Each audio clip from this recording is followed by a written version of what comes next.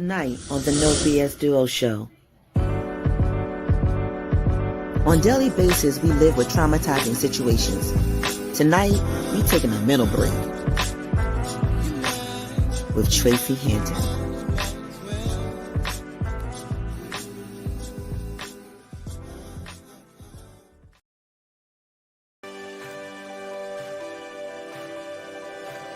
And now, a word from our proud sponsors. Weekend Radio Structure of the UK International Radio. Proud sponsors Sean Tonk of the UK, England. Tri-City's finest King of the Oldies, Ali Hackett, the Prince of Lovely, and DJ Wells. The international radio station that makes you turn your radio up.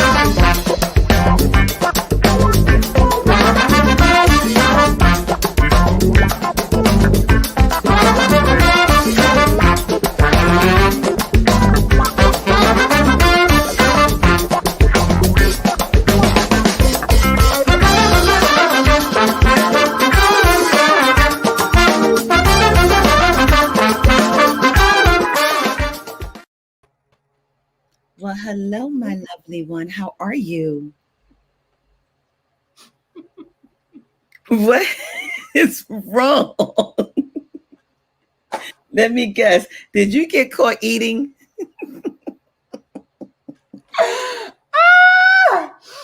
I wasn't ready. You wasn't ready. Here I go. It was big one. Oh. Hey. You want me to bring you back in again? All right, hold on. Okay.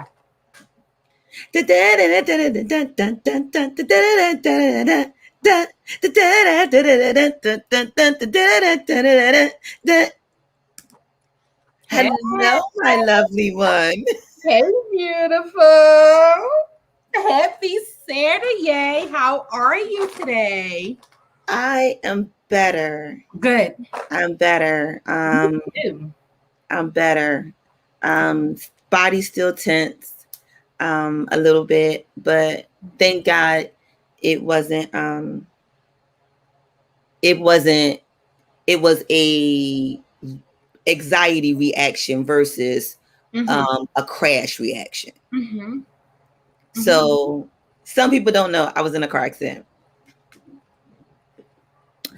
And I was coming back from an affair, but on my way of having a wonderful night, someone decided to crash into my car. And it sent my body waves into a whole, but it was a whole mental thing. You know, your body will trigger you to react a certain way. Indeed it does, because everything that we do is in our mind. Yeah. So my body reacted, chest pains. So I had to relax. I had to lay low. I had to sit still, which I was glad because from the experience I had, it confirmed, it prepared me for what was getting ready to happen. Okay. So it let me know that I was getting ready to be overtaken, but by a lot. And it's going to feel like I'm drowning, but keep moving because don't worry, the water is being taken over me. I'm not in it. Even though I taste it, I see it, and I smell it. Don't be fooled. It's just surrounding me. I'm not submerged in it. Mm-hmm. And it took for a lovely lady in my sitting moment to help me break down that that's exactly what happened. Because after I said it, she was like, "There's your answer." Mm-hmm. I was like, "We got to talk about this. We got to talk about this." But everybody, I must say, it was because of our beloved Val that this happened, because Val had this young lady on her show called the V Spot. Mm-hmm. And had I not been there for the experience with her, I would not have known she was getting ready to have an experience for me. So you know about us on the KNOW BSDUO Show. We want to give you the know. So today we decided to take a mental break. Yes. After everything that has happened, first let me just say big ups to my friend. My friend. I love my friends, y'all. We have the best friends, I must say. We have the best friends. So just big up to that. And I know, Shauna, you are not big on vision boards. I knew what she was going to say. My Lord. Station and speaking and calling. But the atmosphere listens. Yes, it does. The universe listens, and I am a key. I am key on that. Should I do my? No. Because Okay. I want you to keep going because I have something to tell you about that. So, and no, and I'm just saying, like the universe has a way of making the unfamiliar familiar. Mm-hmm. So you're like, no, I don't do that. I don't like that. I don't do that. But in all ways you do, whether it is mentally or whether you're physically doing it.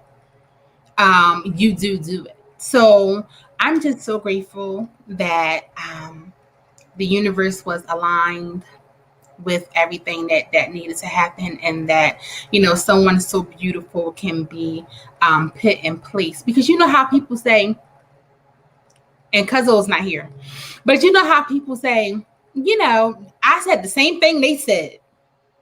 I was kind of having that moment. I was like, I said the same thing she said. Why you gotta listen to what she's saying? I said the same thing. But sometimes you have to get it from someone else. Right. It's like how my pastor would say. Exactly what you just said. And y'all know who my pastor is, right? Mm-hmm. Who my pastor? You can go ahead. You can spit it out. Who my pastor? You can spit it out. You know my pastor. Who my pastor? Go ahead. Make me smile. Tell me you heard and you know who my pastor is. You're not going to do it. Because I just know Mount Zion Church. So. You do. Second Mount Zion Baptist Church. Mm-hmm. See, y'all? See, if my pastor was here, he would say, they're listening. So, yes, my pastor, James Moore Sr. of the Second Mount Zion Baptist Church. Yes, him. He's the one that he's the one who said, sometimes, now this isn't the way he said it. I'll tell you how he said it. You become familiar, immune to a voice, and it just sounds. And as I will put it in my words, you become the Charlie Brown teacher. Wonk, wonk, wonk, wonk, wonk, wonk. Mm-hmm. And then somebody else come and say the same exact thing, and then you hear them. Mm-hmm. It clicks. You be like, oh. Mm-hmm. But talking about speaking in the vision board. So I don't have vision boards. What I have is my sea talk. I go to the sea. And just before everything had happened, I threw everything in the water. Everything that was troubling me, bothering me, concerning me, issues, and most of all, gratefulness, thankfulness. Because sometimes we just go with a laundry list and we never thank him for the dirty clothes that he gave us in order for us to appreciate the clean clothes. Mm-hmm. Or going through the process of cleaning the clothes. Mm-hmm. Or being able to even clean the clothes. That's right. And I had to thank him for that too. And I had to thank him for everything that I prayed for beyond me that was blessed as a result of the prayer. I had to thank him for everything. Mm-hmm. And then I said, I'm manifesting everything that's going to happen to come forth, and that I know you got me. So I'm not going to worry about what I'm heading to. I just ask that you give me the strength to embrace what's coming. Uh-huh. And that's when I started smelling this ocean, even after I was gone from the ocean, and I was tasting it. And I wasn't nowhere near it no more. Day later, after the accident, after everything, I was still smelling the sea and tasting it. And I was like, what's going on? So then I saw your young lady on the V spot. And then me and her got to talking afterwards. As you know, as you always say, it's the show before the show and it's the experience after the experience that really be the real experience. Uh-huh. And that's when she helped me because I was like, okay, I need a candle to give me that smell so I can always have it, because I was calm. I dealt with it differently than how I normally would. Even though my body was reacting, God still held the wheel and got me from there back to Philadelphia in peace. And I was good. And my son was good. And the experience was still sovereign because I was still on cloud 9 from what I had experienced and what I had learned and all that had taken place while I was away. Mm-hmm. And it just was awesome. And then when she helped me unbreak it, I was like, God has a way of helping the lowest flower, even when the lotus flower don't know about the design that is starting to create. Mm-hmm. And yes, you did say it. Yes, reset it. But like you said, it's always somebody that says it a little different that makes the light come on and go bling. Mm-hmm. So now that we already got all that spilled out and explaining why we're having a middle break, yes, we do have a guest, a lovely young lady, and she's about to bring it, because we're about to talk about the experience that was after the experience that we believe that y'all needed to be included in. So may we call on the hospitality department to greet all that is coming in? Sure. Great. Hey guys, happy Saturday. Welcome to the KNOW BSDUO Show. We are so excited that you are here. We are down 2, but it's okay. The love is still here. Look, and the love is still in the room. So while we are getting ourselves together, please do me a favor. Please share this. Please share the love, share the live. Please know that we are live right now on each and every one of our YouTube channels. No matter which channel you are watching us on, we are there. So make sure you drop by just to say hello to us. If you are watching us on Facebook under the KNOW BSDUO Show or even the Sister Chat, please make sure you give StreamYard the capabilities to say your name. We don't want to reach out to you as a Facebook user. And also streaming on our .com, TKBSDS Productions with an S.com. So you guys can go there if you're watching it there. And we're finally getting clearance on the uploads on our podcast. So look forward to some of those being turned over. You can always go there. It's TKBSDS Productions on your major streaming podcast networks, and all of our experiences are there. So sit back, relax, and we hope you enjoy the experience. Well, amen. And did she say lovely in the room? Who said that? You did. You said, and you see love is still in the room. Did you? I didn't say that. I'm going to have to rewind the tape and hear what you said. Because you said, as you see, something is still in the room. What did you say? I didn't say anything like that. I'm going to have to go back and rewind it as well. Because I didn't say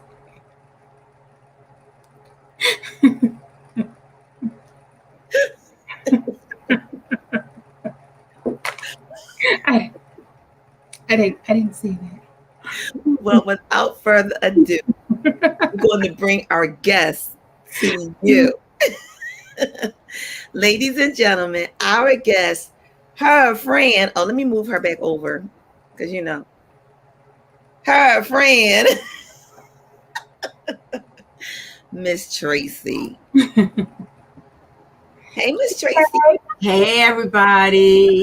How are you, lovely? Welcome. I am well. It's good to be back. Just thank you for accepting an immediate invitation, like without hesitation. It was like, tomorrow, what you doing? It was the meeting after the meeting. That's the meeting where things happen. Yes. That's how they go. It definitely it happened. It really, really happened. But before we really tell them exactly what happened, can we tell them who you are and can you introduce yourself? Because my pastor always says it's better to let them introduce them than you introduce them. Because if we had the time to tell you, we couldn't tell it all that she's a beautiful woman, that she is always available and on call, and that she is adorable, and that she is a woman of God, and she is definitely one to sit down and say, let me unpack this. But I don't have time to tell y'all all that. So let me go ahead and bring her forth and introduce who she is to you. My name is Tracey Hanton. I am the owner of Praiseworthy Candles. I am a mother. I am a Gigi to a 5-year-old boy. I hail all the way from Philadelphia. I am a native of Philadelphia. I'm currently residing in Fort Wayne, Indiana. I left there for a job opportunity, and so I'm out here. I'm just utilizing another space to be my true and authentic self. Well, authentic self you have been, but you didn't tell them what else you do authentically. Oh my goodness, we be here all night. We got all night, almost. But I still want them to understand the peak of where we're going and how to get them back to where we're coming from. So I am by trade, or vocation, as we like to say sometimes. I am a career counselor, and I have a degree in communications, my bachelor's as well as my master's degree. But I also have a love and affinity for working with underrepresented groups and working on diversity, equity, inclusion, and access for everyone. And I am an avid genealogist. And with that allows me an opportunity to kind of go back into my family's past, do some research, but then also be able to connect some dots. And a lot of times that's one of the things that we need to do. We need to connect dots. And for Black and Brown people, we are a people of trauma.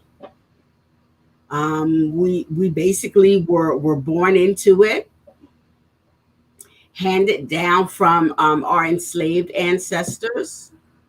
And I do have to say, I'm so glad that they have changed the terminology to enslaved. I love that. But because of that, we carry all of that stuff. It just kind of gets a little bit passed down, and then we live in times where we have traumatic experiences.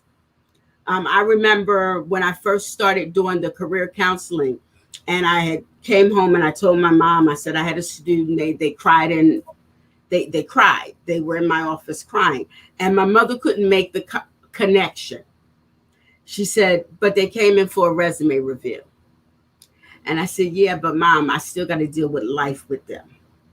I said, and so it all comes together. I said, so if someone comes in there and they just tell you that their husband just came home and said, I'm leaving you, and they've never worked a day in their life, and they're coming in for a resume review, I assure you, I can't just start with the resume review. Yes, that's trauma. I gotta help them. I gotta help them unpack that. I gotta send them to some referrals where they need to go before we can actually get to the resume piece, because they got to be able to unpack the trauma. And I know that we all probably come from eras where basically we were kind of taught what happens in the house Stays in the house. in the house. You don't take it out there. You just keep moving on. You don't talk about your past. You don't bring your past into anything. But if you don't pull that up and deal with it, you're going to be an unhealed person, continuously moving and striving through. And the things that I talk about, I am in no way a mental health counselor. I don't have any of those credentials, but I've sat in enough spaces of healing. Mm-hmm. I can offer that to others. And that's what we do as community. So let me help y'all out a little bit more. This is what we found out after the meeting. But when I met her, she was the candle lady. She was the light. I'm going somewhere with that. She came as a candle. You have to understand how people come to you in their life. And don't be quick to blow them out. Because I could have just blew out the candle and kept right on going. I got what I needed. I don't need you now. Well, she was introduced to you as the candle lady. She always came. That was always her representation. You just were not introduced to it yet. Exactly. And that says a lot there too, because sometimes it's the way that a person is introduced to you that you don't realize what they're really going to be there for you for. Exactly. So again, you have to be careful how you blow out lights, because you may be thinking, all right, I got what I need. Now I can move on. Mm-hmm. All I said is I got what I needed. I just needed an ocean spraying candle. Mm-hmm. I just thought I needed to keep the ocean smell with me to keep me calm. No, it was something about the ocean spray that I always had with me, but now I totally understand when, okay, here we go. Y'all know I combine everything to music and movies, right? So remember when Moana was a baby and she went to the water and popped up and tapped her and started playing with her. And then when she got older, she kept wondering why she kept running back to the water, And then her grandmother told her, you was picked by the ocean. And then she stood up and she said, I was chosen. And then then she went to the water and said, you chose the wrong one. But then she had an awakening, and then she went back to the water and realized what it was really all about. So, ladies and gentlemen, I am Moana. And that's okay. But I say all that to say there was a reason why I was chosen to be where I was at, because I needed to get some information that was going to take me from where I was getting ready to go. Mm-hmm. And the light came. Mm-hmm. But I didn't know she wasn't just the light. But she was the light, because she was the light to everything else. And she brightened up my whole room and said, okay, let's unpack. And I was like, so you're not just giving me candles? I'm not just going to give me some massage oil? I'm really going to tell you what happened, and you're going to say, now you see why I was here? Wow. I'll go back to the famous guy, and I'm going to let her talk and Val talk. Eric Roberson said, lessons. God has a funny way of showing you lessons. And that brings us to our title of today of where we came from, why you need a mental break, because we are dealing with some mental situations that we have had all along. We didn't even know that we had triggers for. Mm-hmm. We didn't even know we were still dealing with them, because the way we became immune to them and started just living with them, that it became a part of us. And then we didn't even realize we was teaching other people to do the same thing. But today we're going to help you understand how are you going to be able to understand you need to go back to the past. You have to revisit the past because your healing process is daily. Can you explain what you meant by that when you said healing is daily? So I know we like to put, we especially in the church, and we always say, I'm healed. And we say it in terms as though we have completely reached the pinnacle, but we forget that there's still a process that has to take place. I claim all my healing in Jesus, all of it. But that doesn't mean that it's visible and completely manifested, because I got a road I gotta travel before I can really get to all of those in pieces. One of the reasons that I started with genealogy was because my father had passed away, and I had this really, really hard time just dealing with it. And I had to learn. I had made some promises to him on his deathbed that he really never asked me to make, and so I spent the next few years trying to make sure that those promises come true. You know how you said, I'm gonna take care of everybody, Daddy. I got them. I got everybody. Well, guess what? I had to, through a couple of years, I had to realize that my burden was not to carry my sister, my brother, my sons through that for my dad. My dad never called me to do that. And my Father in heaven wasn't ever asking me to do that. And I remember going back to my dad's gravesite, and I remember sitting there crying, saying, Daddy, I just can't do this no more. I said, this is just too hard. And I could hear it clearly. I never asked you to. Oh. That wasn't. So you mean all this? Oh, I stood at that gravesite and almost had me a shouting fit and just said, ooh, I release them. Y'all good. Y'all on your own. Y'all got this. Y'all work out what y'all got to work out. Because I need to work out what I needed to work out. Right. But I did the genealogy so that I could get to really know his family and the family that we never knew.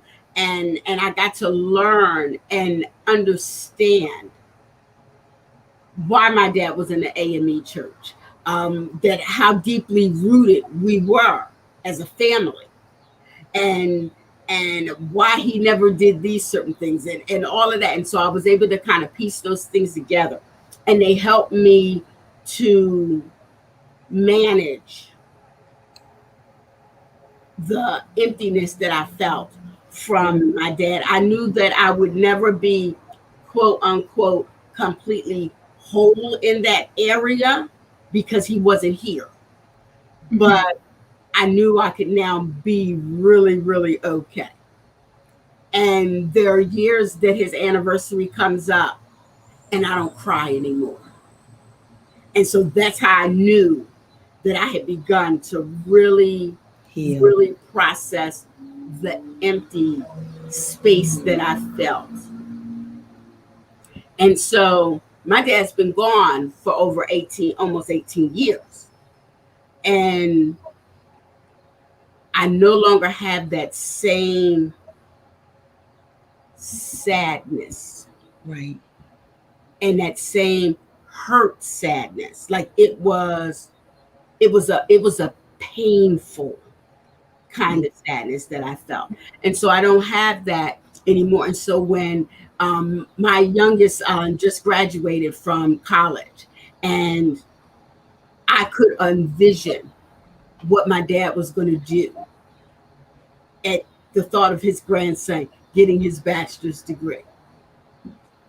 I remember driving up here to Fort Wayne, Indiana, with my sister, and we took this 9-10 hour ride, and we were in the car laughing because we knew exactly what my dad was going to do. And we knew he'd come in with his little crooked walk when he came to inspect my house, and he'd say, so how often can she call you? And he'd be on his knees checking things.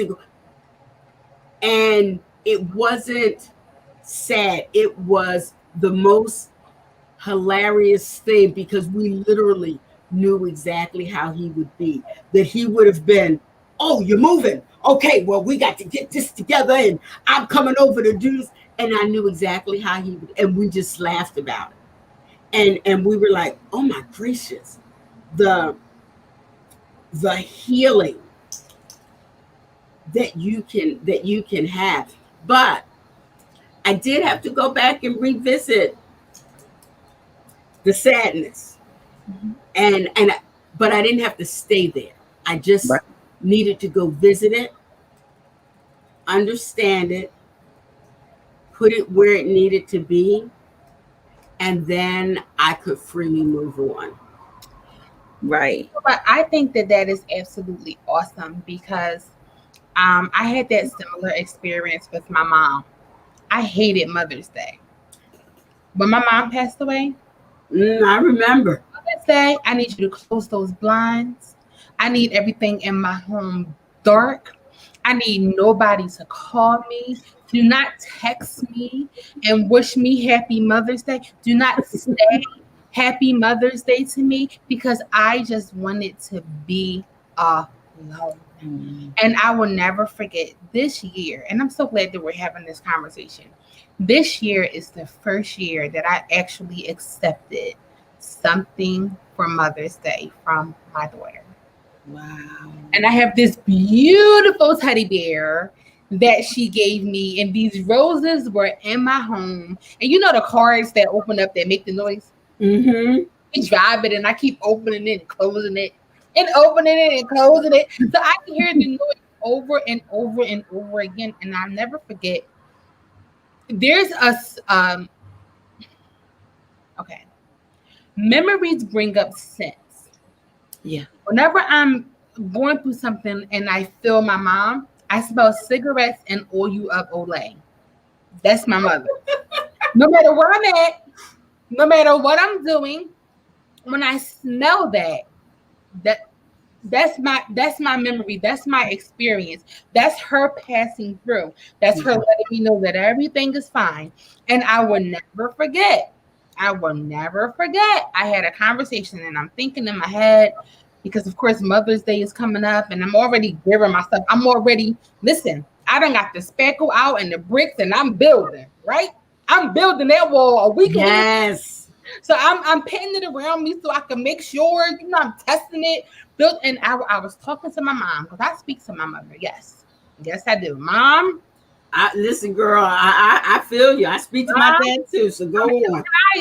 I'm gonna need you to. I'm gonna kill Kanaya in like 3 seconds. So and Kanaya is my beautiful. For those who don't know. So I remember having this conversation, and I was just like, Mom, like it's just hard. Here it is. Mother's Day is coming up again. It's so hard. And you know how you think of things. You can have a whole conversation when you think of your family. You had a whole conversation on what Dad will say. Mm-hmm. Right. Whole conversation on what my mom would say. And she would say, why wouldn't you celebrate Mother's Day? You're a mom. And I told you. So if you don't celebrate Mother's Day, you're not celebrating me. Exactly. Right. It hit me like a ton of bricks. All these years that my mother has transitioned, because she's not gone, she's always here. All these years in her transition, I stopped celebrating her on the one day that we should celebrate. I mean, I celebrated her all the time. So I finally let my guard down.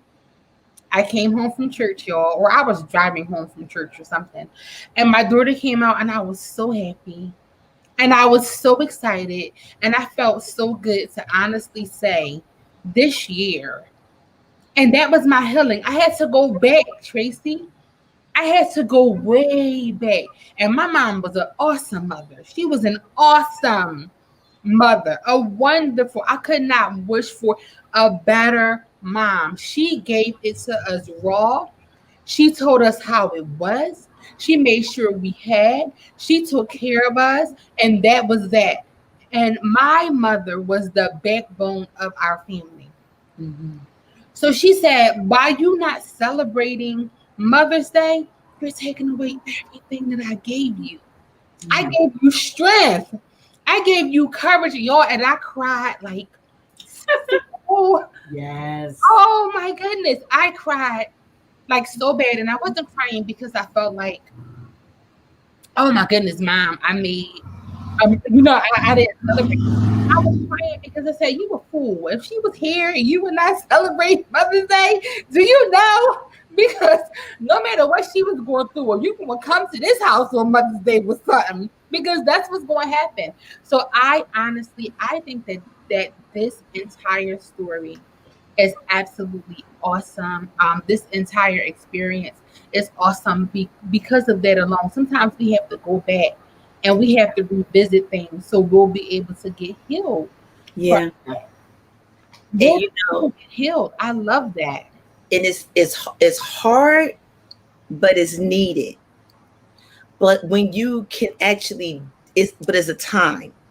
Mm-hmm. Because sometimes you're just not ready and you can't. Oh, yeah. Oh, definitely. Mm-hmm. And I can remember, now see, with me, it seemed like I'm a little backwards with it. I have to get hurt to leave it. Or I got to get scared to leave it. Like something devastating got to happen for me to finally, I remember. Well, I'm sorry, I don't mean to cut you off, but I don't think that you're backwards. We just all have our way that it comes for us. Yeah. So you're not. So you can't expect your breakthrough or your to be the same way ours is. We're built. Yeah. Our Father created us differently. The way that we move, the way that we act, the way that we see things, the way that we experience things. So just because some people may be similar, honey, you are in your own realm, and however it is to come before you, that's fine. Yeah, your experience is your experience. That's true.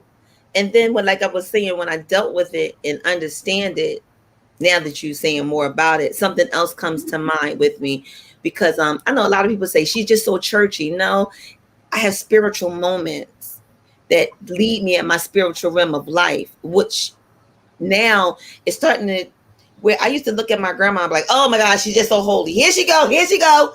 But now I sit there and be like, oh my God, it's like my grandma. And I'm like, what's going on? What's going on? Wait a minute. Am I changing? What's going on? Like, I'm like, but then finally the understanding of it, like we spoke about last night, the maturity of your healing, you grow and look at things differently. Mm-hmm. And as you're saying it even now, I'm looking at it differently. Like, you're like, you know what? No, don't look at it that way. And I'm like, okay, how else can I look at it? And like I always say, it was after Pentecost. Mm-hmm. When you had that breakthrough and you stayed and got comfortable. I got comfortable in my emptiness of my zone of saying, they're not here, but I can do this and feel them. Or if this would happen, it would feel them. Mm-hmm. If I kept going back to the grave, I would be with them. If I played this song, I would be with them. But then I remember I went to the grave and I got scared at the grave and I never went back to the grave again. And couldn't understand why I was so scared and why did that happen. And I sat there quietly, because if you sit quietly long enough, you'll hear the answer. Yes, you will. Like you said earlier, you will hear something that will give you. Don't you dare not think that you can't hear him, because he will give you something that will let you know I'm talking to you.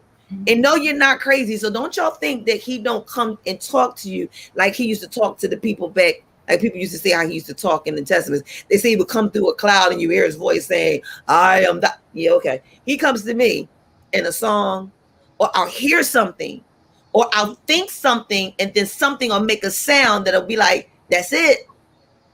And I'll think it again, and I'll hear that sound again. I'm like, okay, I get you. So if y'all see me in the street and I'll be like, that's because I'm saying, I got it. But the point I'm trying to make is, as I sat there long enough, being afraid to go back to the cemetery when I buried my daughters, because I kept going there because that's where they were. I didn't want to lose my belly because that was their that's where they were last. And I was like, if I lose that, I lose them. I have nothing left. Mm-hmm. I remember not wanting to have the medical procedure because that was where the canal that they came from. Even though other kids came out of there, that was still their spot. That mental thing. Yeah. And I remember being afraid and sitting there and wondering, why was I afraid? I got to go back. It was like, why are you going back? And then I heard my grandma just as clear say to me, because I used to go to her too. She said, I'm not there. That's where I used to live. Mm-hmm. And then she sang the song to me about, don't mind if y'all see me shed a tear, y'all. That was my old address. Have a new home. But I hear you. You can't visit me or call me yet, but one day we'll see each other there. And when we do, we'll have a lot to talk about. But right now, I need you to do what you need to do because I already did what I got to do. But know that I'm still around. You're going to remember everything I told you. I promise you. And when you do, I'm like, I'm not going to remember everything you taught me. And she was right. And I used to smell her, like you said. She used to use the salve. Y'all remember the salve that came in a little round pan? It was white salve with the green top, that minty salve. Mm-hmm. And we used to use it it was before Vicks was, but then we could also put that in our mouth before Vicks was and told us we couldn't put stuff in our mouth when we get sick of that salve. That's what I used to smell. And I used to smell the grease, the straightening grease. Y'all remember the red tin? White again. It was something about my grandmama in clear. One day that was going to explain to me clear too. And we used to press our hair bone straight with that red. It was like Royal Crown or something. Mm-hmm. Royal Crown. I would smell that because that's what I used to grease her hair with. Mm-hmm. And roll up her hair with the sponge rollers. So every time I walk past a sponge roller, I go, oh, grandma. Oh, grandma, really? You know, because you don't see sponge rollers no more. But when I do see them, I'm like, grandma, really? Mm-hmm. You want me to see you now? Mm-hmm. And I remember she came back on times when she promised me that she would be there for those things. I was like, no, you won't. But I hadn't smelled her recently, and that was her way of letting me know, because you're fine now. You're okay. But that was that going back to the past that you talked about. Mm-hmm. You had to revisit the past, but I wasn't ready then. I couldn't deal with it then. So I had to be scared and forced to give me my strength to say, yes, you can. And then after that happened, it was like, see, I told you you could. And I was like, okay. So he had to disturb me a little bit in order for me to let go. And like you said earlier, some things we hold on to that we're supposed to be dealing with, he say, I didn't tell you to hold on that long. I just told you to do that part. So something happens and a conflict happens and I got to let go so that you can go in and be free, because we're not going to let each other go. So that little disturbance had to come so that you could fly and that I could fly. Yeah. It's just amazing what all we have to go through just to get over our mental blocks. Mm-hmm. The triggers. But you know, we also have to, you know, I think sometimes we have to be open to that information kind of coming to us. And you ladies said something earlier. You know, Shauna, you said, no, Val, you said, I said the same thing and you didn't hear it. And it reminded me of some plant, some water, Mm-hmm. but only God gives the increase. Right. So, Valerie, you probably were planning. You probably were her planner. And then I just came along and just added the water. And then she was able to go, yeah, that's it. That's it. Because I have some people, I'll be like, but I said that to you 6 times. How come you ain't hear from me? I've been saying that for the last 6 years. What are you talking about? Mm-hmm. And then it's the presentation. And it sounds like this new revelation. But it's also the way you said it. And you weren't expecting it either. you weren't expecting it. And truthfully, I didn't even know that's what I had came to say. Exactly. We had no idea we were forming. Ladies and gentlemen, let me get you to understand. Mom Ro would tell me, God bless her. Mom Ro would say, sometimes when you see people, see, you got to remember, seeds went in the ground, but then the ground got hard and he couldn't break through. So sometimes that jackhammer had to come, or a hammer had to come, or something had to come to break the hard crust. Mm-hmm. And sometimes that's what happens. And our ears could have been plugged up. We could have heard you. I could have heard you all day. But it was so hard around me that I might not have heard it. Now, before anybody come back and be like, Vi was telling Shauna something and Shauna wasn't hearing her. And then Tracey came along and told her it's not that type of situation. It wasn't something that had happened. It wasn't what had happened was. It was a nature of events and natures of life, of things that has happened along life's way. And when they gave their trans on it, I was like, yeah, okay. I hear you. And then when somebody else said it, I was like, that's what that meant? But you want to know what? I don't even... Did not say that. I was like, but it sounded different when you said it. Other than the fact that you don't never listen to me. Oh, God. Let me tell you something. Don't y'all believe that either. Where is my content? If y'all want to form your opinion, know that she never listened to me. Listen, y'all. Let me tell y'all something. One thing's for certain, two things for sure. You cannot, everybody that knows Val knows she cannot be ignored. She will, don't you even believe that? She will go like this. Beloved. And if I don't hear her, she go, now Shauna, I go, oh, trust me. Or she'll go, oh, I'm not here for this. That's another key word. That's a trigger. Or she say, you know what? A trigger. Listen, I'm going to have to trigger. Trust me. There's more words that she says and some things that she do. You be aware to know when she does this, that means something too. So trust me when I tell you, don't y'all get it twisted. She cannot be ignored. No, but listen, in all honesty, Sean, when we were talking before, I know we did talk about, and I'm just, just coming to your rescue because it is true. And the fact and the form that we were talking about the manifestation and the vision boards. Yeah, I knew she was going there. But I'm just saying, you were not there. There was not something that you can identify that with at that moment. That's right, Trey. There was not something at that time that you can identify at that moment that will make you say, aha. So even though myself and even though Nakia that was on here and Cuzzo, Rita, at that moment, yeah, we were able to identify with that you wasn't because you didn't have that aha moment. So even though it was stuck in your head and we said it, it wasn't until you were able to honestly identify it that it was just like, oh, okay. So listen, ladies and gentlemen, I still ain't got no vision board and I still don't go with the vision board. So it's not that I don't receive the vision board. I do like you said earlier, my vision board is done a little differently. When you guys vision board, it's still considered a vision board. It's still, either way you look at it, it's still a vision board. You guys literally have one.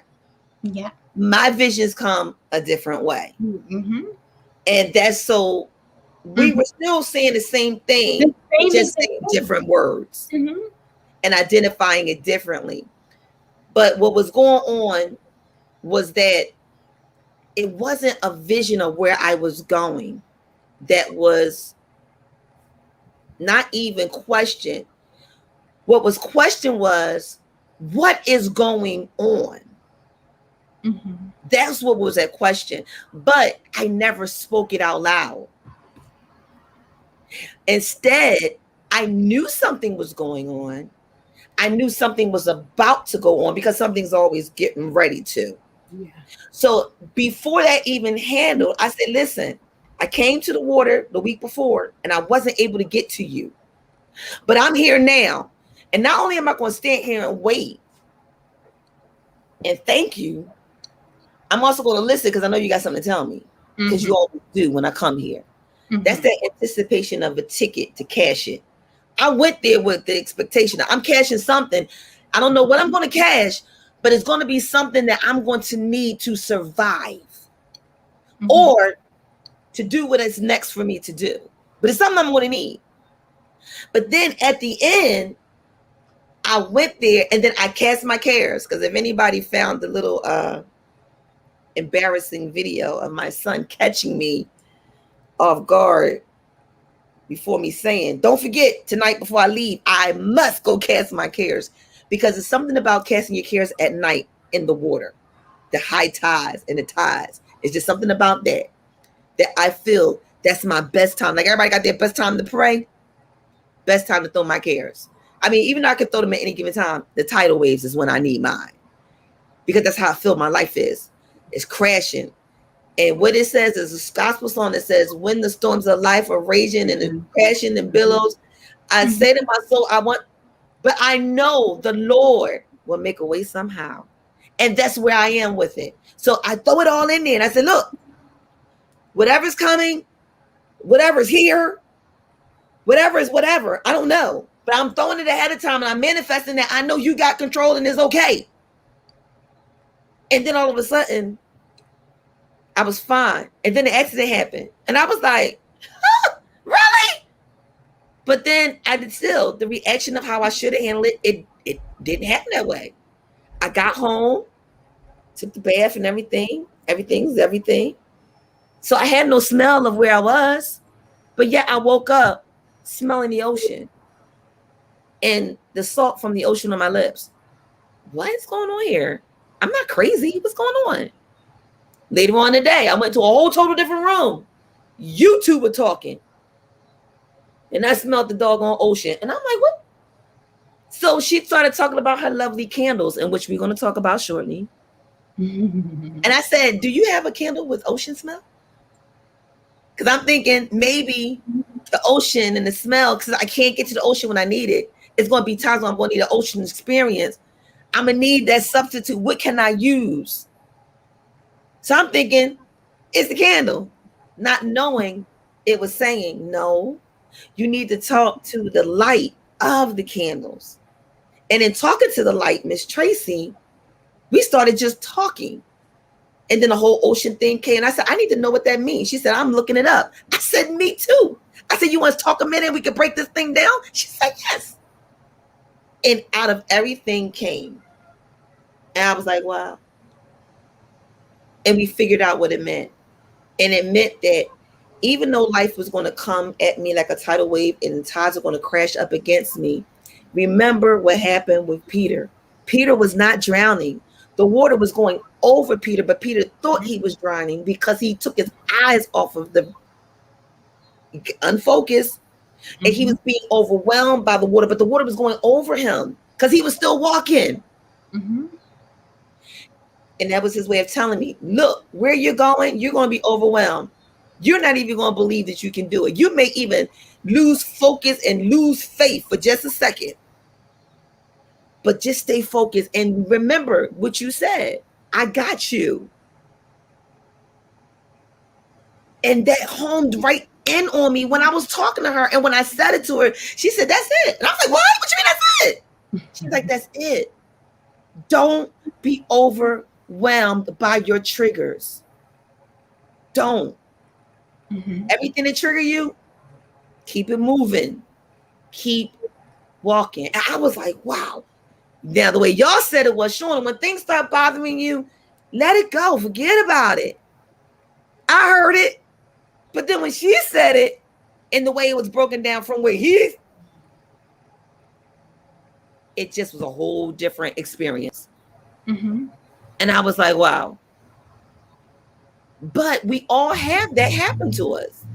Where somebody told us and they kept telling us and they kept telling us, and then somebody else came along and told us, and then finally we was like, okay, I get it. And the other person looking like, how many years have I been telling you that? Really? Okay, you got that. And we get all emotional. You ain't listen to me. You ain't hearing me. Didn't I tell you that? She like, if Sarita was here, she would go, and she would fall out. So, you know, it happens that way. But you know, God is very relational, and God is about relationship. And so relationship this way, relationship horizontal. God is just very relational. And where I didn't know, I came to talk with Val about candles, business, that kind of thing. Mm-hmm. And then me and you began kind of having this meeting after the meeting, in a sense.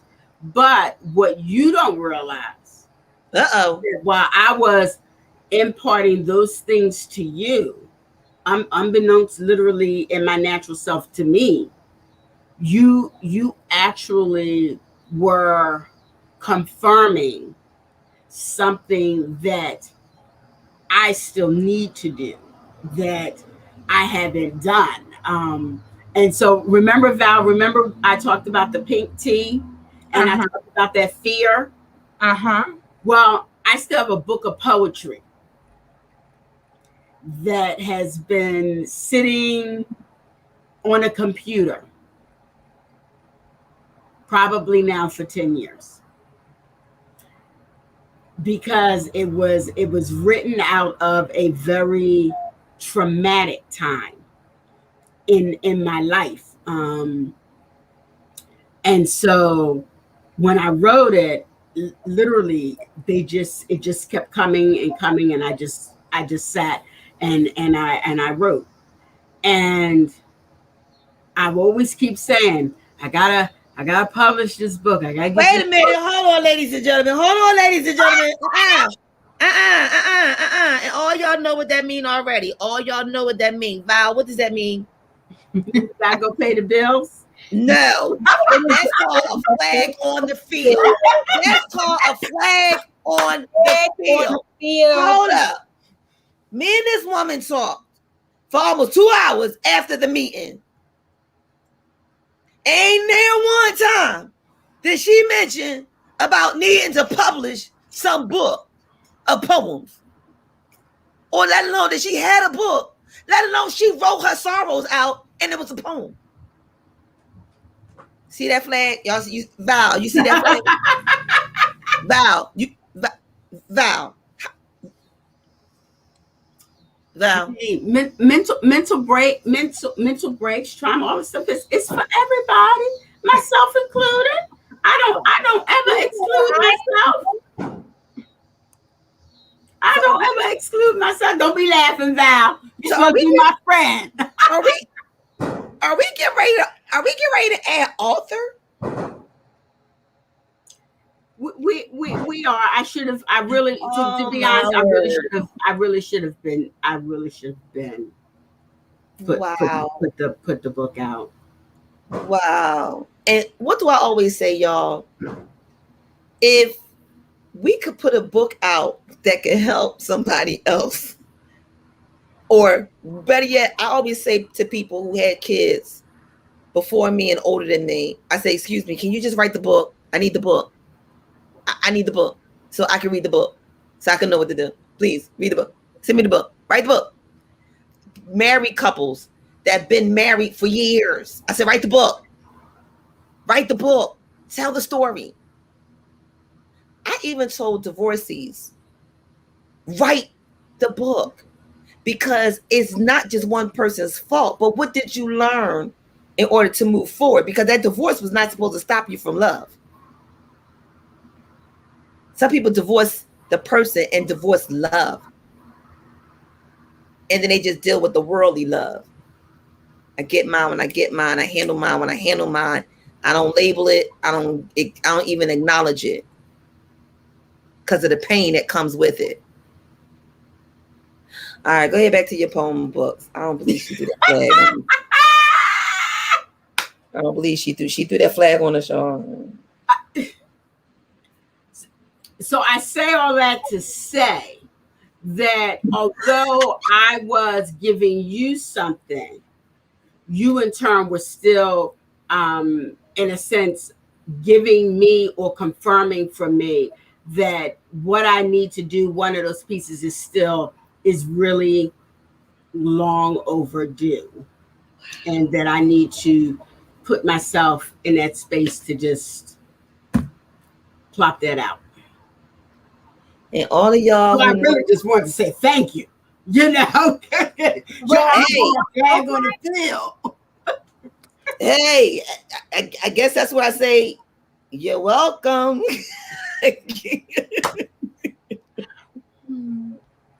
But you never know how you help somebody. I always say we're all vehicles in transport, and we have to be at our places at our designated times, because we never know who we are serving in driving. And even in driving, we get serviced because the hand-in-hand situation is a clean cut interception. I helped you, you helped me, we helped each other. We move forward. We move together. So I'm going to tell y'all again, be careful of your lights and don't be so quick to blow them out, because they may be there to shine some more stuff on you, but you blew them out too soon and said you didn't need them no more. I think that deserves a commercial break. What you think, Val? Yeah, let's go pay a bill. Yeah, I think we need to pay a bill. Yeah, I think we need to pay a bill on that one, because that was deep.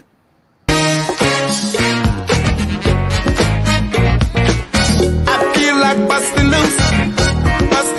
I said, Shala, come on, y'all said. I said, Shala, get it, y'all said. I said, Shala, come on, y'all said. I said, Shala, hit it, y'all said. Give me the bridge now. I like that song. Y'all was playing my jam. I was in there like this. So let me make you laugh about that song. I used to argue my sister down. I mean, argue.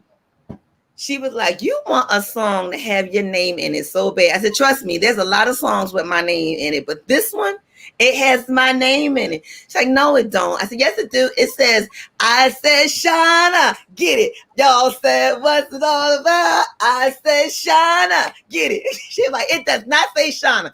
I said, slow it down. She said, I'm not slowing it down, because they said when you slow it down, or if you take the record backwards, the devil is speaking.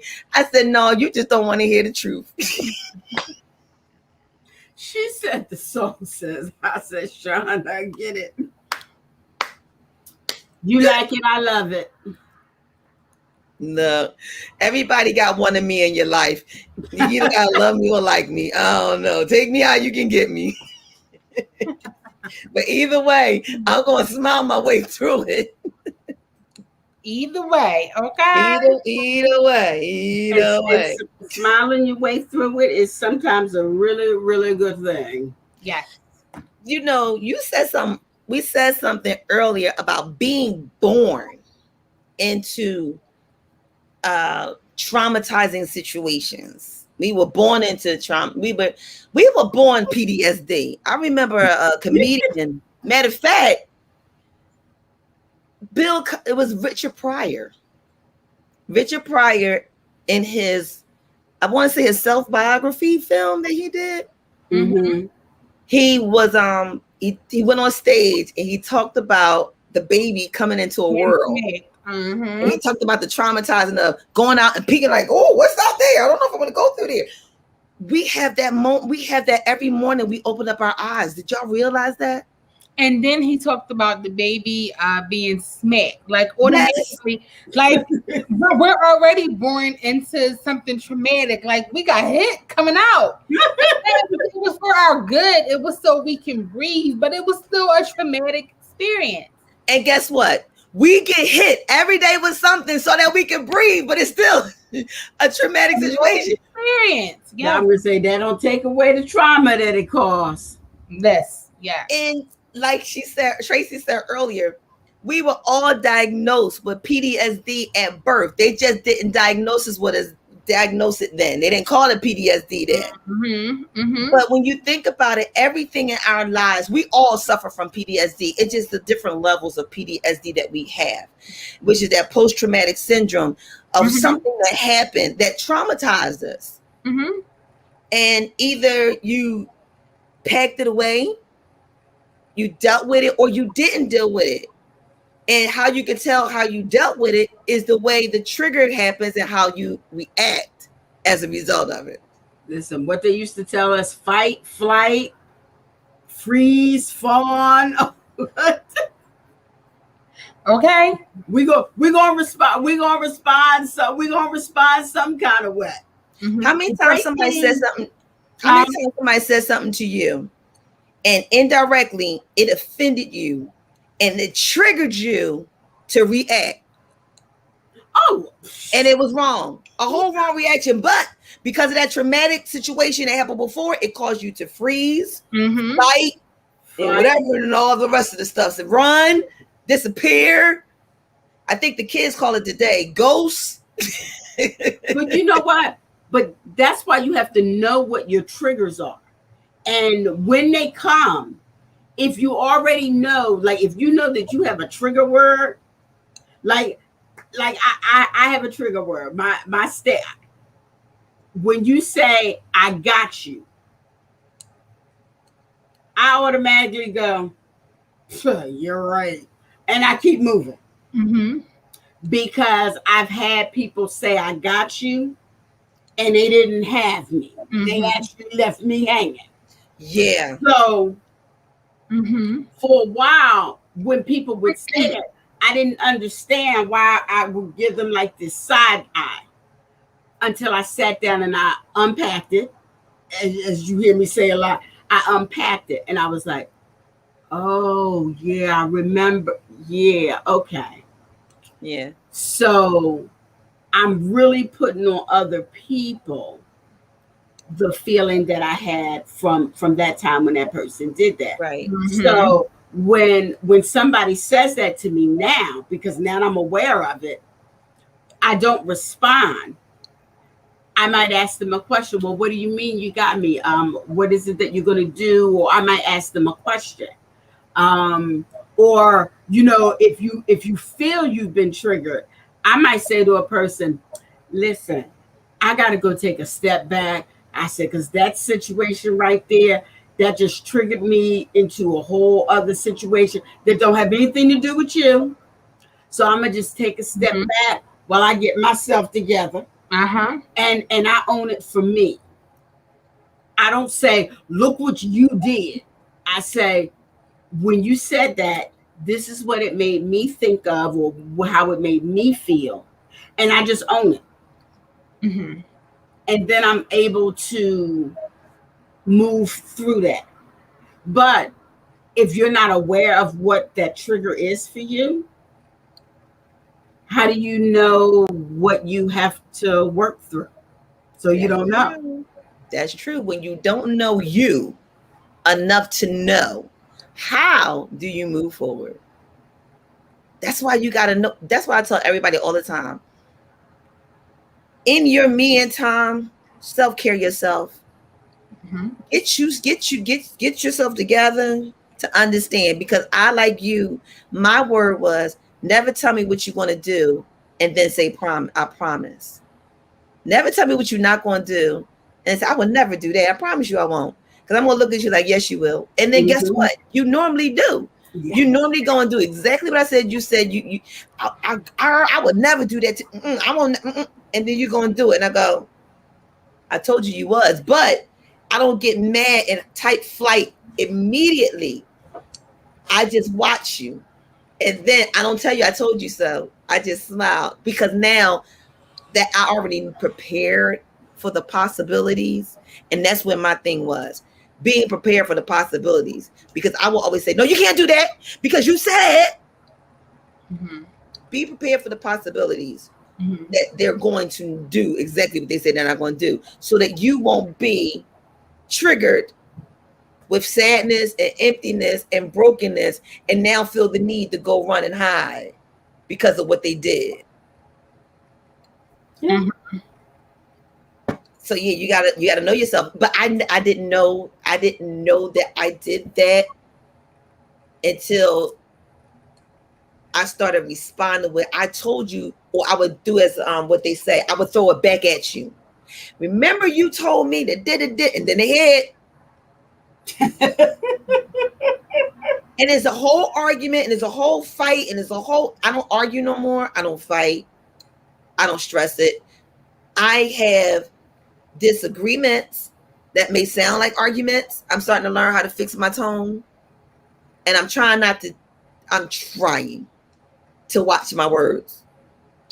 Because words for me may be a trigger for someone else and set them off. And I'm like, no, that's not where I was going with that word.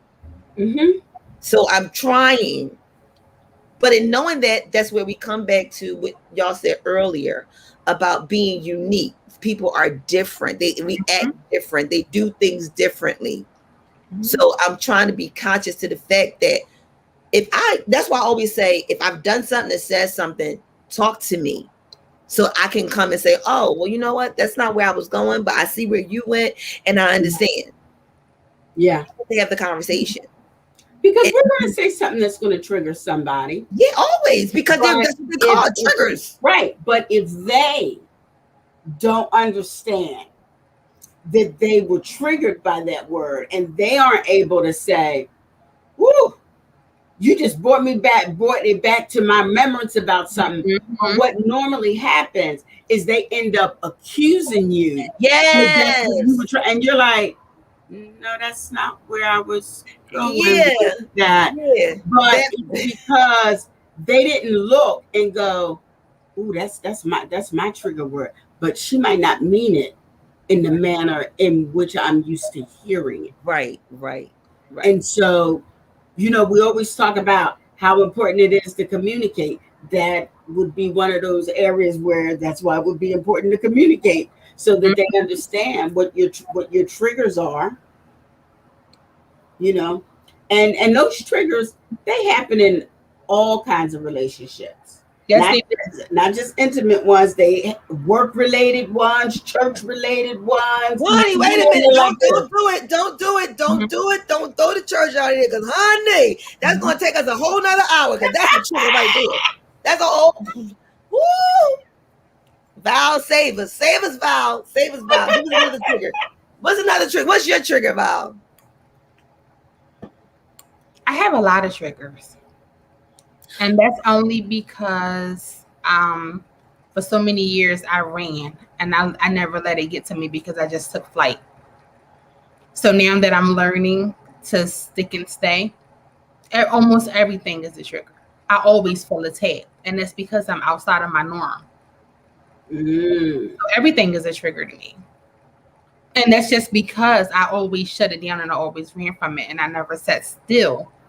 And I never, you know what I mean? It's like, oh, okay, I have a problem with you today, Shauna. I'm going. You'll never hear from me again. That's it. I'm good. As opposed to, Shauna, I'm not talking to you until 5:30. I see you when we do sister chat, and then we can go back and we can reevaluate this. Before I just ran. So now sticking and staying is something completely different to me. So I'm always being daggered. I'm learning what my triggers are now because I never allowed myself to have any. I just cut it short and kept it moving. If that makes sense. That makes a lot of sense. Makes a lot of sense. I got them big girl panties and they purple. I'm gonna say, but that's why she throw the flag out in the field. Why did she have to tell us that not only that she had the big draw panties, we all know her favorite color is purple, but did she have to really tell us all that? Really, y'all? Really? See? What other color would they be? Yeah. I can't with her. I can't, and I'm not. But But honestly, once I started to say, I'm going to deal with this. I'm going to deal with this. I'm going to deal with me. Because until you get tired of you'll never be able to see anything and you'll never be able to fix anything. So I am, because I haven't arrived. That's right. On a daily basis. Yes. Tired of me. So I am constantly doing things that is going to help me, fix me, and better me. And if that means cutting off my own feet so I won't run when I normally run. I'm in quicksand every day because I promise you, it's something I want to give 2 fingers up to and not the peace sign. But I am learning, and that's only because of the triggers from when I was younger. Because I didn't want to be hurt. And because I always felt alone. I always just ran. I want to deal with it. I'm not dealing with it. I ain't got time for this. And because I always felt like nobody understood my feelings. I am the baby of 6 on my mother's side and the second to baby of 13 on my father's side. I am also maybe even the brother, sister, aunt, uncle, because my mom took care of my aunties and uncles that we call brothers and sisters. I'm the baby of those 7. So she dealt with all of them. And by the time she got to me, she was exhausted. But I saw her strength that allowed me to go. So I hindered things and I kept things. So no, I don't want to talk about it because I never knew how to talk about it. No, I don't want to hear what you got to say because my mother never spoke about it. So I was always so quick because of what I saw. But now where I am in the age that I am, I'm tired. So I try to listen more, even though sometimes I want to be snappy. And sometimes I do because I ain't arrived. I'm not there yet. Sometimes I still do snap, but then I got to shut up real quick. Like, nope. But this is the relationship that we love with her because we know that. And because we know that when we see that, see, that's the other part. When you have a trigger and you people around you know that you have one, they make sure that they identify with you when you're getting ready to deal with one. And we back up and we don't say nothing. We wait. Because when people will talk to me like that, you know what? I'm not doing with you right now. I will do with you. Excuse me. That's how hold on, who you talking to? That was my trigger. So you get that clash is a whole volcano. But like you said, you're dealing with characters and then you're dealing with triggers. And mine was, don't downplay me and talk down to me. Don't talk down to me. And to me, that was talking down to me. Or that was dismissing me. Or that was shutting me off. Just Shona looked around like, what they talking to? Well, look, I have a couple of supervisors that would tell you. I was like, do I need to close the door? And we need to talk? And they were like, are you talking to me like that? I said, then maybe I need to leave because we're going to talk. Because that was my trigger. How you talking to me? Don't talk to me sharp. You don't have to talk sharp to me. Don't talk sharp to me. We can talk. Let's talk. Don't be sharp. But then I also understand now how to deal with people that talk sharp and know that that's not an attack. Because you understand you have the directive people. You want to know what? I think it depends, and I'm sorry, I don't mean to cut you off, but I think it depends on the person. You got to be careful because even though sometimes it can be a trigger for some people do it in an authoritative favor. So you got to know the person that you're dealing with. If I see I'm dismissive, I'm not dismissing you. I'm protecting me because I know where I can go. Now that's only me, and people that know me know that when that happened, that's me. It has nothing to do with you. It has nothing at all. It's me telling me because I automatically know that I can go there. So if I'm dismissing something really quick, it's telling me to shut up, not you. It's not saying that's it. I don't want to talk about it to you. It's saying I don't want to talk about it to me because I feel myself already. Look at this one. What are you holding yourself for? I know this is an intense situation, but I got to share because I love it when she do it. If y'all don't know, Val is also have a Caribbean heritage about her. And every now and then she comes out and you hear the me and the you And it's this one particular song that she sings that no matter what you do, you're going to hear it. And it's my favorite artist, gospel artist, Jonathan Nelson. And the song is called I Believe. Mm-hmm. That's and she go, Jehovah, you. Did y'all hear what she said? You. And then she said, then she says, I believe that me. So immediately, I went to the goodbye song, y'all, of Turn Up Thursday, Raise the Praise. I did. I'm sorry. Look, I know every now and then I get out of character because something happened. But she came out. And when she came out, I can't hold it in because I just love it. Because she be like, hey, you? Me? I be like, I'm ready for the oxtails and rice now. Lord have mercy. In the midst of me telling the story, you see, somebody could have got that could have been a trigger for somebody and be like, why is she coming at? But because of who we are, she knows where I'm going. Mm-hmm. And she understands that's exactly what I'm saying. When you know the person, no, definitely. It doesn't like you know what I mean? Like it does not. So so that's why sometimes I was always told that I was always too nice. But I think that I'm always too nice because my mean side is just too mean. So I'm always so nice, and I might be a little bit too nice. People are like, oh, you're so nice. And why do you say that? And why do you always say that? And why do you always say that? Because if I showed you that person, you'll hate them. Yeah. And I hate them. So every morning, and then she whispers. So I try my best because I was always so mean. I was always so angry. I was always so defensive. I was always so every day that I get up, I am the complete opposite of all of those things because it gets greater later. And I have to tell myself because that can be my triggers. Right. Me remembering who I was because of the places, Tracey, because of those places that I was in that made me be that type of person. And because we are brand new, it is what it is, guys. You're speaking to a whole bunch of sisters, AF. Because we are who we are, we know that we die daily. So how can I be a testimony onto my father if you see me and you're like, oh, how was she today? Oh, I'm not going to speak to her because I don't know how she is today.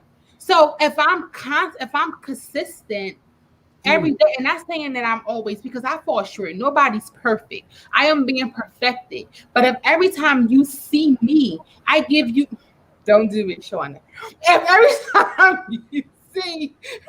you see that light in that person that I am reflecting, then it lets me know that I am on the right. Like it has nothing to do with the people on the outside. It has a lot to do with you.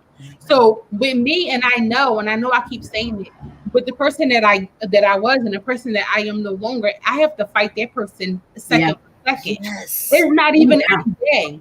It's second by second. I promise you guys, I had so many appointments today. And then before I did the show, I had went to sushi. I love sushi, by the way, if anybody cares. I love sushi. I went to get sushi, and then I'm like, oh my goodness, it's 7:30. Instantly, I was like, I said, no. You got to bring it right. You have to stay right where you are, because instantly I got hot and I had an attitude because I knew I had somewhere to be. So now I'm mad at myself. But why did you stay here 15 extra minutes? You didn't look at your phone. I'm my worst person. I need nobody to beat me down. I beat myself down. That's my trigger. I understand that. I'm the same thing, girl. Yes. So I'm like, okay, excuse you, but you know the show airs every Sunday night and every Saturday night at 8 o'clock. It ain't different. So why you mad at 7:30? Because now you got to get in the car. You're supposed to leave at 7:15, but you still talking. So now I'm mad at myself and my cousin, and my whole experience, my whole face was just like, and I felt myself being the person that I fight every day not to be. So that's why I said second by second. It's this changing yourself and getting out of those places and dealing with your trauma and accepting your trauma so you can be better takes place second by second. Forget one day at a time. Honey. So minute now you by minute by minute by minute. Didn't I say I was gonna find a song? Didn't I say I was gonna you found it for me? Listen, I got to say, I gotta pull out your points. Consistency. Mm-hmm. That's the thing with me, because I know it just consistency is a thing for me. You got to be consistent. I understand there's times you're not going to be, but then that's where the other C come in. Communicate, control, caution. All these other C's start coming in. All the vitamins, they immediately start coming in. But then, like you said, being attacked. When you've always been attacked and somebody come to you aggressively or sharp, that's a trigger. I was always on the attack because I was always being attacked. I was the baby, but I was the oldest. So how that work?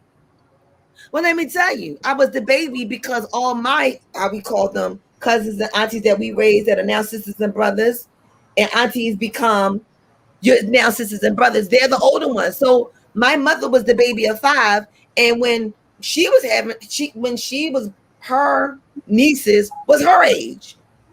So that meant my babysitters was my mama's age. And I was the baby of them. And now I'm the oldest on my daddy's side.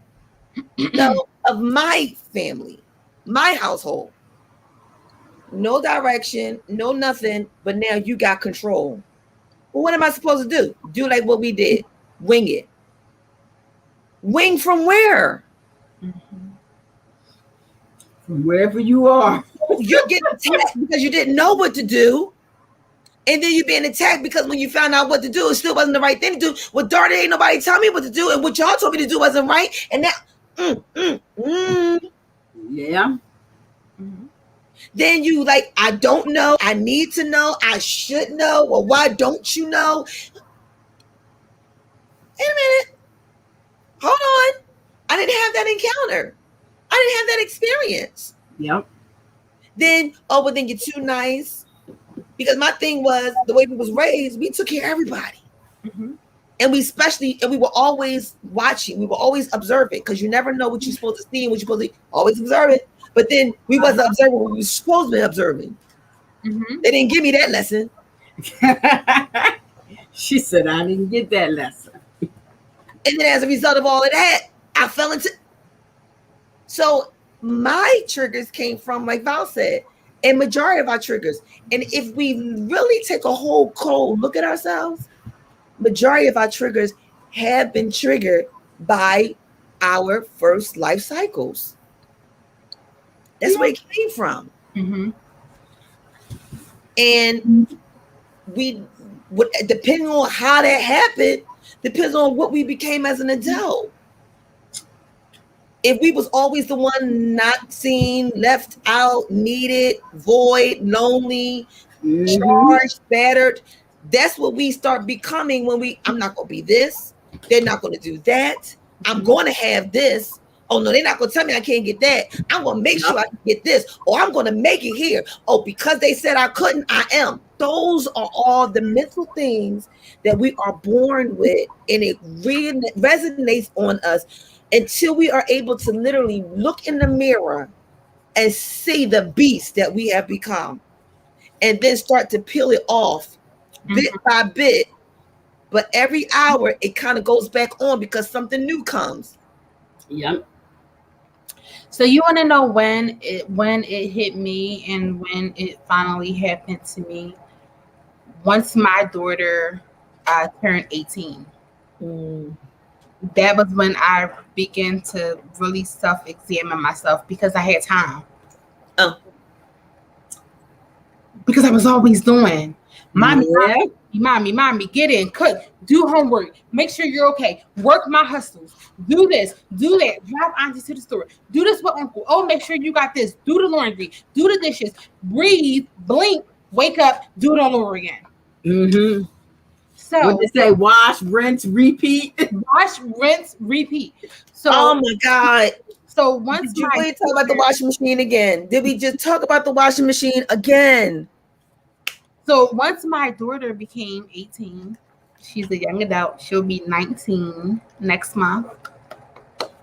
Which lets you guys know how long I've been working on myself. So I'm not quite there yet. Okay, but that gave me the time to sit back and examine myself. Now, that doesn't mean that the process started right then and there, because it didn't. Oh yeah. It just gave me the time to sit back, to see. So I still had to work on some things, and I still had to work on positioning myself to say, okay, I'm going to open Pandora's box. Ooh, down. That's And going to open Pandora's box. That alone.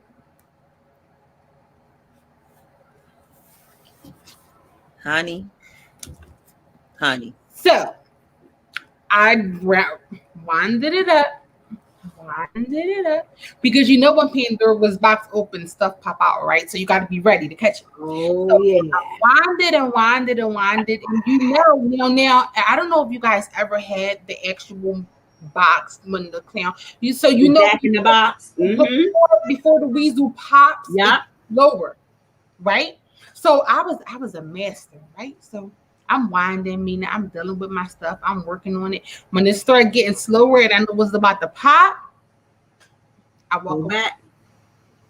I don't even open it. I walk away. I turn the key back because I ain't ready. Go back. Where y'all, and then a month later, I do it again. And what happens when you do it again? We have to go through all that stuff that you already dealt with all over again. And you like, I did this already. Yeah, you're right. You did do this, but you didn't allow it to come out. So now that I'm this close to letting it pop out, but I ain't rewinding neither. See, because I ain't running no more. So I didn't rewind it neither. So it got slower. So I just said, okay, wait, give me a second. So then I go back and I turn it again. I said, all right, wait, give me a second. But I didn't rewind it. But you know what? Yes. Some people are scared of the Pandora box, and they rather just keep living the way they live and knowing that the Pandora box can actually save them. It can. Once it opens, once you evaluate the substance, what's inside. Some people don't want to. I'm not saying some people don't want to do that. Some people are not there yet. It took me. I will be a little older than an adult in October, and it took me so many. I'm not even gonna put my finger on it. Y'all already knew that was a flag. Y'all knew that was a flag. I'm gonna be a little older than an adult. Well, I'm a wonder what I'm gonna be in November. You tell me what that is. If you're gonna be older than the oh, I already know what I'm gonna be. I'll tell you what. Medium size older than an adult. Oh no, I'm not even there. I'm born again. Did you come? I'm born again. You know what? When you said that, it reminded me, and I can't think of the exact quote that someone had said to me. Well, probably about 10, 15 years ago. But the gist of it was, what are you willing to give up to get what you want? Mm-hmm. That was my post the other day. And I erased it. Yeah, and a lot of times we go, I want this. I want happiness. I want peace. I want this. But we aren't willing to give up a whole lot to get that. It's the what are you gonna fight for to get what you want, to get what you think that you deserve. And opening that Pandora's box that means that everything that you believe to be true that you really know isn't necessarily true. That means you might have to denounce that. You might Say have it one more time. you Go might back have to and denounce that. You might have to denounce that. It also might mean that you might lose some friends, you might lose some family. There's going to be some people that are not going to have that same perspective that you have come into. And so sometimes, whether it's right or wrong, sometimes it's just easiest to stay in what I've always known and just ride out what we think we're just riding out the wave, just ride it out. But little do we know, I'll be dead by the time I'm 95. I just got 20 more years to ride this out. So why even fix it? Right? So why even fix it? Let me just stick some bubble gum on this hole. Right. If the water get a little deep, just take this little cup, right? This tin cup, and just keep throwing it back out. We going down the river. We be there in a minute. We be there in a minute. Just pour it out. Pour it out. And we survive on that. You know, it's almost like when Disney. Yeah, I'm going there. It was this one little. They was reenacting. I think they were reenacting the Giant with Mickey Mouse, Goofy, and Donald Duck. And they had that one little pea, and they was just sitting there chewing on that one little pea. Some of y'all know good and darn well that pea is not going to fulfill you, but you'd rather sit there and keep chewing on that little pea instead of trying to get something else to eat. But the fear of, let me tell you, people will lead you, I won't say people, some of the things that we grew up with believing to be true. Like she said, we're going to wake up and realize that it wasn't. Some of the things we felt as though it was a necessity, we're going to realize that it wasn't. What are you willing to risk and lose all for the matter of success? And all the time, it's not going to be for the indifferent of the different.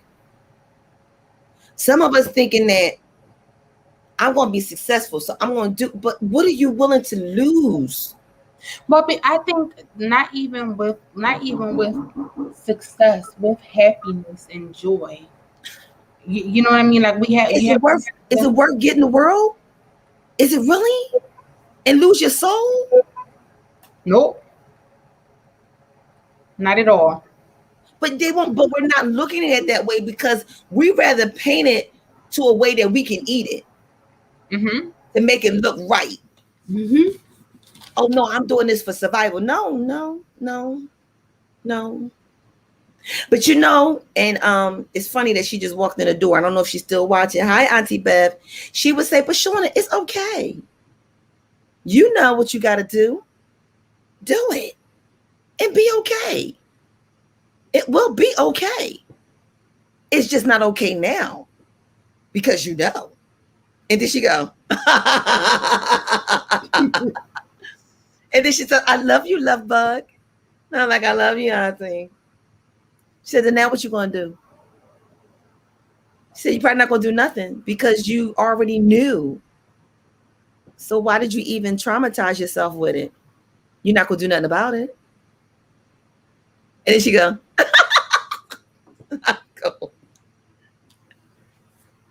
And it's those aunties that I believe that the world need again.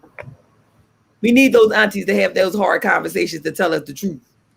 Because we rather hold on to that negative, we rather hold on to that lie to believe it to be true than to bear what we got to understand. Look, I get it. I'm there. I've been there. And believe it or not, partially not far from there. Because it's a process. It's a daily peel, We daily peeling this thing, seriously. But I guess we just go with the whole point of the matter of the fact of, like we said before, and knowing yourself, understanding yourself, because when you know that you can understand yourself and you can also educate others about yourself. so they can know how to deal with you being with you. Exactly. Yeah, I definitely. agree. I Definitely. agree. You know,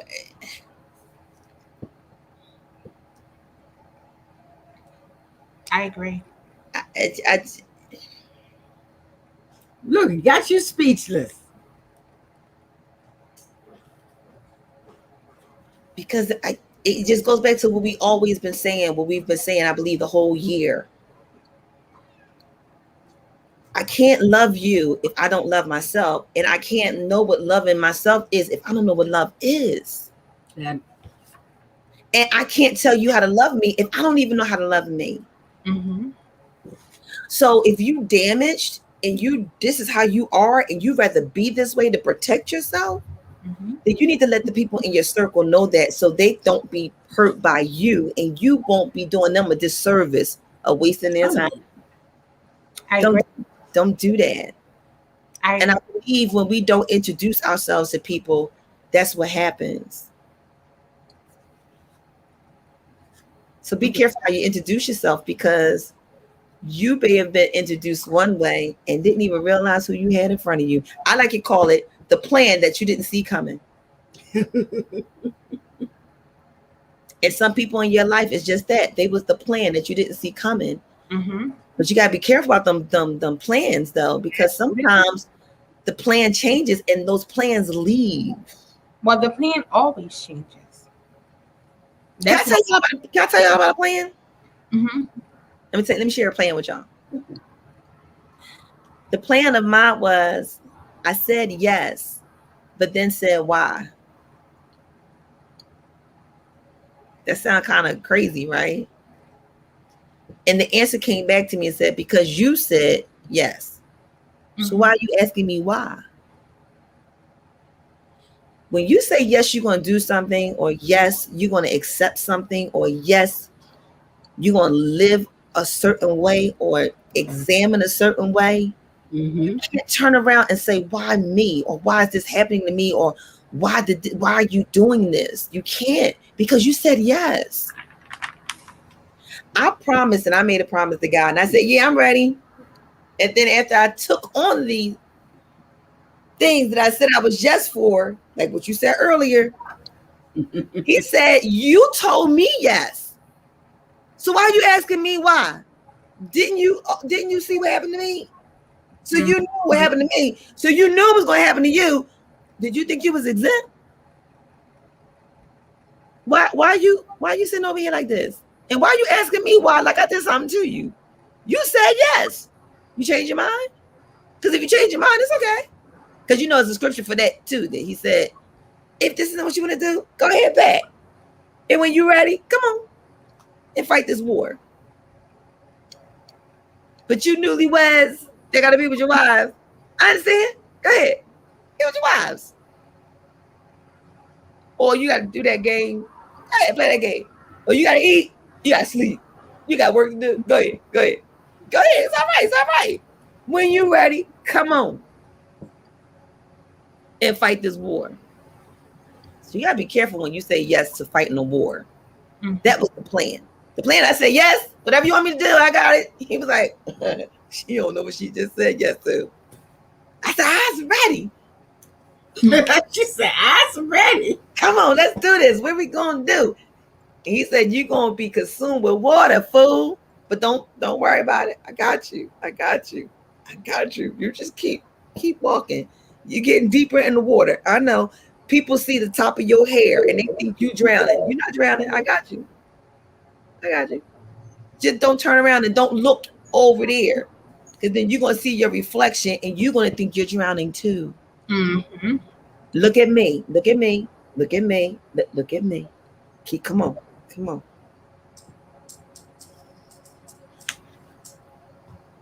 So that's what y'all see. Y'all see me saying yes. No, I ain't trying to get nobody's attention. No. I'm not trying to do nothing. I'm just doing the work that I said yes to. And it's not easy, but he didn't say it was going to be easy either. Dang, that just smacked me back to the Lord. I don't, but I have faith in knowing He ain't bring me this far to leave me. Mm-hmm.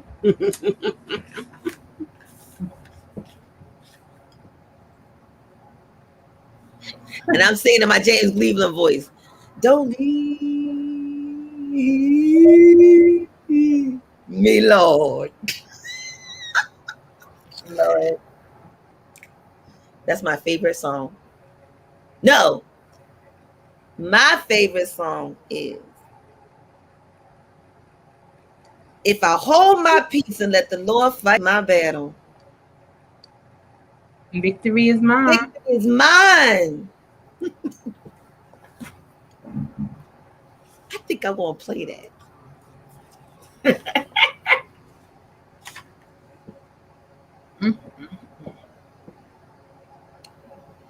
That's my director's wave right there. Look at her, she got her arms moving. I was about to say, you done got her started.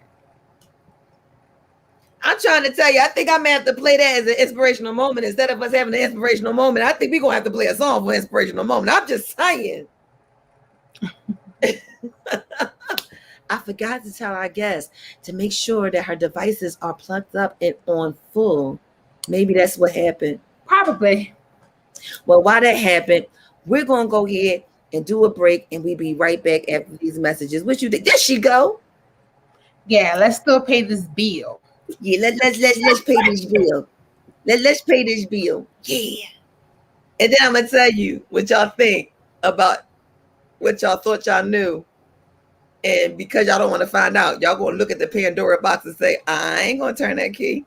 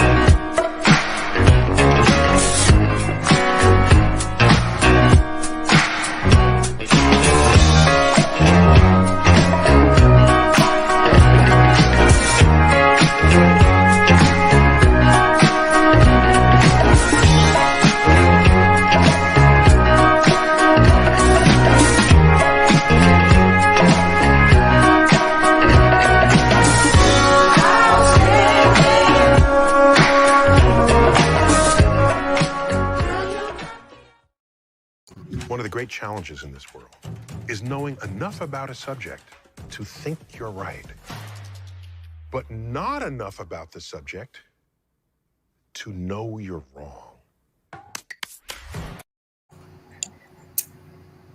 That's what I feel about the Pandora box. But I know I didn't know nothing about my system. I didn't know nothing about my Pandora box because I didn't know nothing about me. I thought I knew a lot about me. And I'm learning a lot about me. So, and I that's a traumatic experience. Yeah. I'm a whole traumatic experience by myself. So when I tell people, I be dead serious when I tell people that I will mess their life up. They just don't believe me. You will. Because I know I am a ball of traumatic experiences that I am unrolling. But guess what? No. I know that. But listen. No. I have to. If Sarita was here and we was in a meeting, I would have to grab the gobble and hit the gobble to stop you. Because let me tell you something. And that's okay. Let me tell you something. And this is heartfelt. And I'm not saying this to you. I'm saying this to you because I know you. Mm-hmm. And there's no sugar in what I'm about to say to you. I'm just straight giving you straight love when I'm about to tell you. Mm-hmm. And I'm doing it nationally. So everybody know what I just said to be true, and I can't recant it, and it's not going to be worth recanting. Don't you believe ounce. First of all, I know who. I'm sorry to cut you off. I know who I am. Listen, I understand. I understand who you are, and I understand in knowing who you are. Mm-hmm. Mm-hmm. You may think that you would be considered someone to mess up somebody's life. No, I don't. No. I don't think that. I know. I can either enhance you or I can mess you. I know my truth because So I'm that's telling you and my I get that. But let me tell you about you and your truth. truth. Sorry, the computer just I don't want it to cut off. I hear you. Your truth Mm-hmm. is where you are. Mm-hmm. And let me encourage you. You may have been someone that could destroy somebody's life, but you've been nothing but a blessing to mine, even through our battles. Because your battles have grown me up, even in my present sense. Yes, I understand the statement is I can either be a blessing or a lesson. But in this case, you being who you are, in your case, boo. In your case, and I'm saying in your case, because you're growing and you're being delivered from that. Mm-hmm. So you can no longer hold on to that. Well, I think you missed it because that's you. I know what you were saying, but I wanted to also. No. But I need you to go back and listen because that's what I said. I know that's what you said. But I also wanted to say to you, the other part of it, you have been nothing, even with us both being a mess at times. It grew us because it showed us how to look at things from a different perspective and not have on horse blinders. Because like you said, you could have ran and I could have ran too. No, I'm sorry, I don't ride. I pull off and spin my wheels with smoke and the sound with no brakes and turn the corner on 2 wheels without the ramp lifting it up. That's me. But I've even learned, there's a reason. Figure it out. Mm-hmm. Learn it. Now let's move on with it because you're going to need it. Mm-hmm. Every situation we go through, even to the negative ones, we have to go through them things. And once we learn in this life that we have to go through some things, because it's going to have a conversation. Whether it's going to be you going to walk on somebody and tell somebody, or somebody going to see you going through it and they're going to be encouraged to know what to do. That's why we all tell our stories. We tell our stories because somebody's right where we were, where we are. Or somebody may think they need to be ashamed of where they were and not tell their story. And now somebody that they're going to run into is not going to know what to do because they won't uncover the story. If I was able to use my imagination, I truly believe when God said he wasn't writing no more books of the Bible, that was why. Because he was using us, the living words. That we are the chapters. People read us. They're watching us to see, how does this end? And when they find out how it ends, they have options to, if they want to go this way or go that way, because they've seen what we did. They've seen where we went through.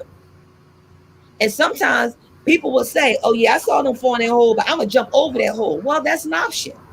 Or they may say, oh, I see her going that hole. Let me go this way. So, not to cut you off and cut your testimony off. I thought what I was saying now. It was a point. See. So I'm going to go back and I'm going to listen. There was a really valid point I was trying to get at, but I don't. We talk about you could be a whole mess and wreck somebody's life up.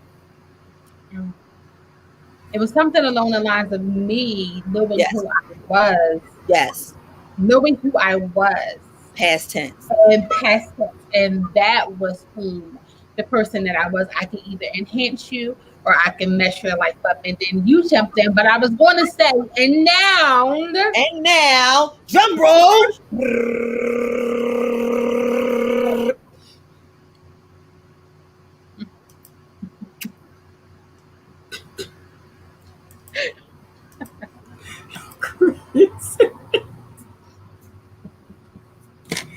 You're crazy.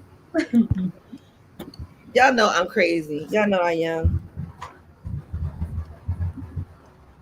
And y'all know I'm up to something, right? Y'all know I'm up to something. Yeah. I know we're coming up on the inspirational moment. Am I really? Mm-hmm. Yeah, you knew I was up to something, didn't you? You saw my head down. Well, you know what? Is there anything else you would like to say to the people, Madam Tracey? You do, because I wanted to tell who is this candle lady and who's the light. So I'm the owner of Praiseworthy Candles.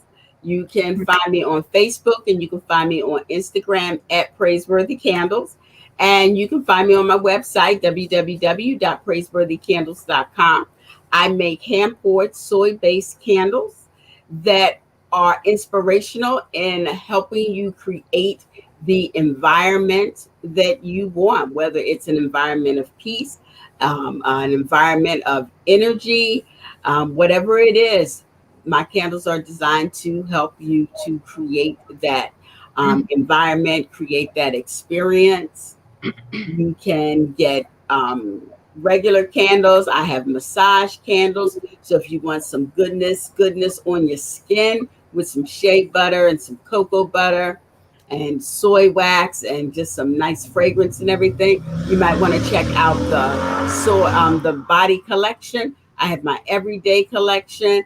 I also have a set of wine candles. So if you're interested and you want to have some wine scents while you're drinking your wine, whether it's Moscato, Merlot, Sauvignon Blanc, or Chardonnay, you can definitely have your choice there.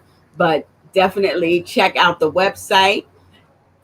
If you need some convenience, I have some subscription boxes. So if you want to just do a monthly subscription and just get one candle every month, a different curated candle that is not on the website, so you won't be able to find it there. They're specially curated just for those particular boxes.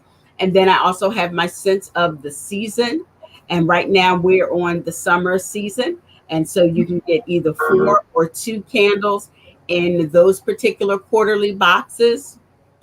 And then the one thing though that I didn't mention last night, because it's not completely up on my website, but I have what is called the travel collection. So these are scents from various places that you may want to travel to or that you have traveled to. So currently I have the Bahamas, Jamaica, Bora Bora, Greece, South America, and Paris. Those are the 6 new ones that will be coming out shortly. Didn't I tell you she was a whole one-stop shop? So listen, I can't make it to the ocean, but she has a candle scent and it smells like you're there. Can you tell them what the name of those 2 candles are? So they can do, I believe it's Cool Water. And I'm trying to think of the other one. And then Pacific Breeze, something like that. Pacific something. Well, in the ones in the summer scents, I have a couple of very beachy ones, but they'll never be they're not on the website. They're only in the subscription boxes. Which is $59.99 for 3 months. I know that's right. I know that's right. But listen, it gets even better. And I was so surprised that I didn't point that out to Val so that she could point that out, which she probably already knew.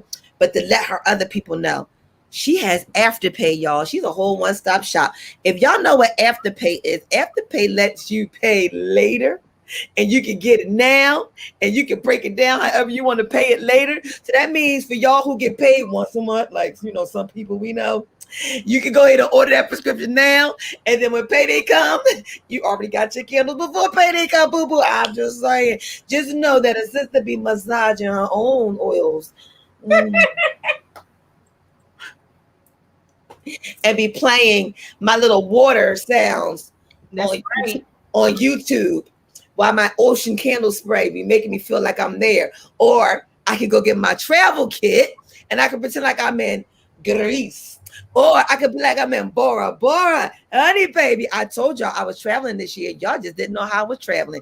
Y'all thought virtual was just the effect. Baby, you didn't know about the light. There she go. The light. Yes. And look at it, she's all lighting up. Look at she lighting up. Take you right there. Take you right there. Take you Right right there. So please, y'all, the website is at the bottom. Make sure you go there, check it out. And even if you don't want to check it out for somebody else, because you never know. Like last night, it was somebody's birthday. You could have sent them some birthday candles for $10 and it's soil based. And why soil based was so cool that I loved it was the mere fact that it don't come up with the soot and it don't smother you. So if y'all anything like me, where y'all get smothered by the candles that go at night, depending on which one it is, she got the ones that not only do you not see the soot, you ain't got to worry about being smothered and you can enjoy.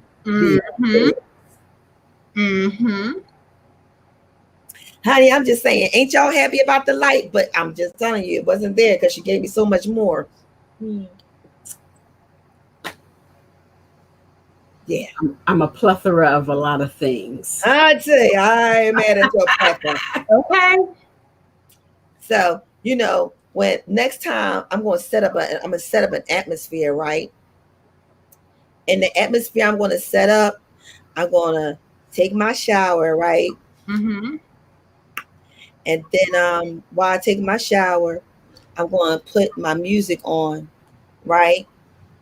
And my music is going to be in my house going through my sound boards. It's going to sound like this, you know, while I'm walking through the house with my candles. I'm going to get my massaging oils. I'm going to have the whole experience, y'all. Me and Natalie Cole. I'm gonna have my hair cut by then too, so I can put my. I may even take my bun down and such it away because I got the towel wrapped around and I got my candle burning, y'all. Remember? And I'm walking around the house like this with my massaging oil. Can y'all see me? Can you imagine that? I'm just saying, if I can use my imagination.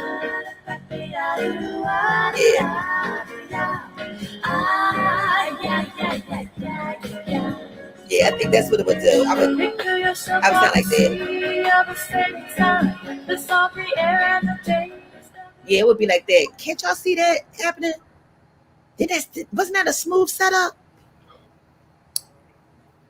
You ain't got to say it. I already know it. It's cool.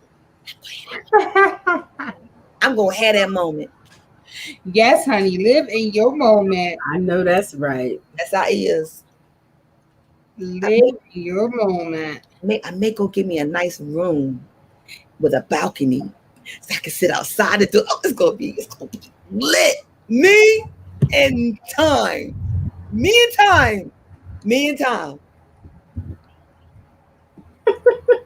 Nice. All right. Well, we're gonna have our inspirational moments and we're gonna close up out of here. Y'all ready for our inspirational moment? Yes. So some of y'all may not agree to anything that we said tonight. We didn't say our disclaimers, but based off of ending this experience, but hoping that it doesn't end within your hearts, understand that you're going to have to deal with the battles of the triggers in your life. But you got to understand there's going to be a time when you're going to actually treat it like a bully. And you have to face your bully one day. And you're going to have to deal with it and grab it by the horns and say, look, I'm not going to be controlled by this anymore. And address your triggers, not only for the sake of you, but someone else. Because remember, we treat and train people every day, not knowing. And somebody's watching you. And they're watching how you deal with life and how you handle life. And you may be misdirecting them to how to deal with life. Because after all, we're still dealing with life like we used to back in the day. Because that's how we did it back in the day. Not recognizing or realizing that it's different times. The pandemic should have taught us that. It's a new day. And we need to act accordingly. and address every issue that we can so we can be the best bees we can be. Because we look better on us than anything. So my inspirational moment would be, you may not agree, and we can agree to disagree, but just to look at it from a different perspective is basically what we're trying to get and tell you tonight. To address situations and understand that not everything is a negative situation. Sometimes we just have to look at it differently and unwrap it. But in doing that, understand that there's a time to do this. And this one is mine. And if you ladies have something different that you want to say, you can do it after this one. Cool? Deal? Yep.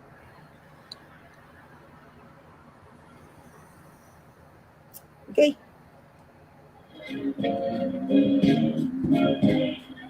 Wonder how many times have you been in a situation where you wanted to fight back? You knew you were right, but you didn't want to just go off on the deep end. So you just stood back, and sometimes folks thought you were afraid because you didn't say nothing.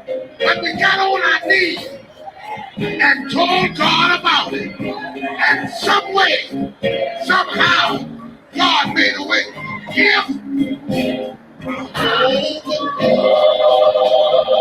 That's all He wants you to do.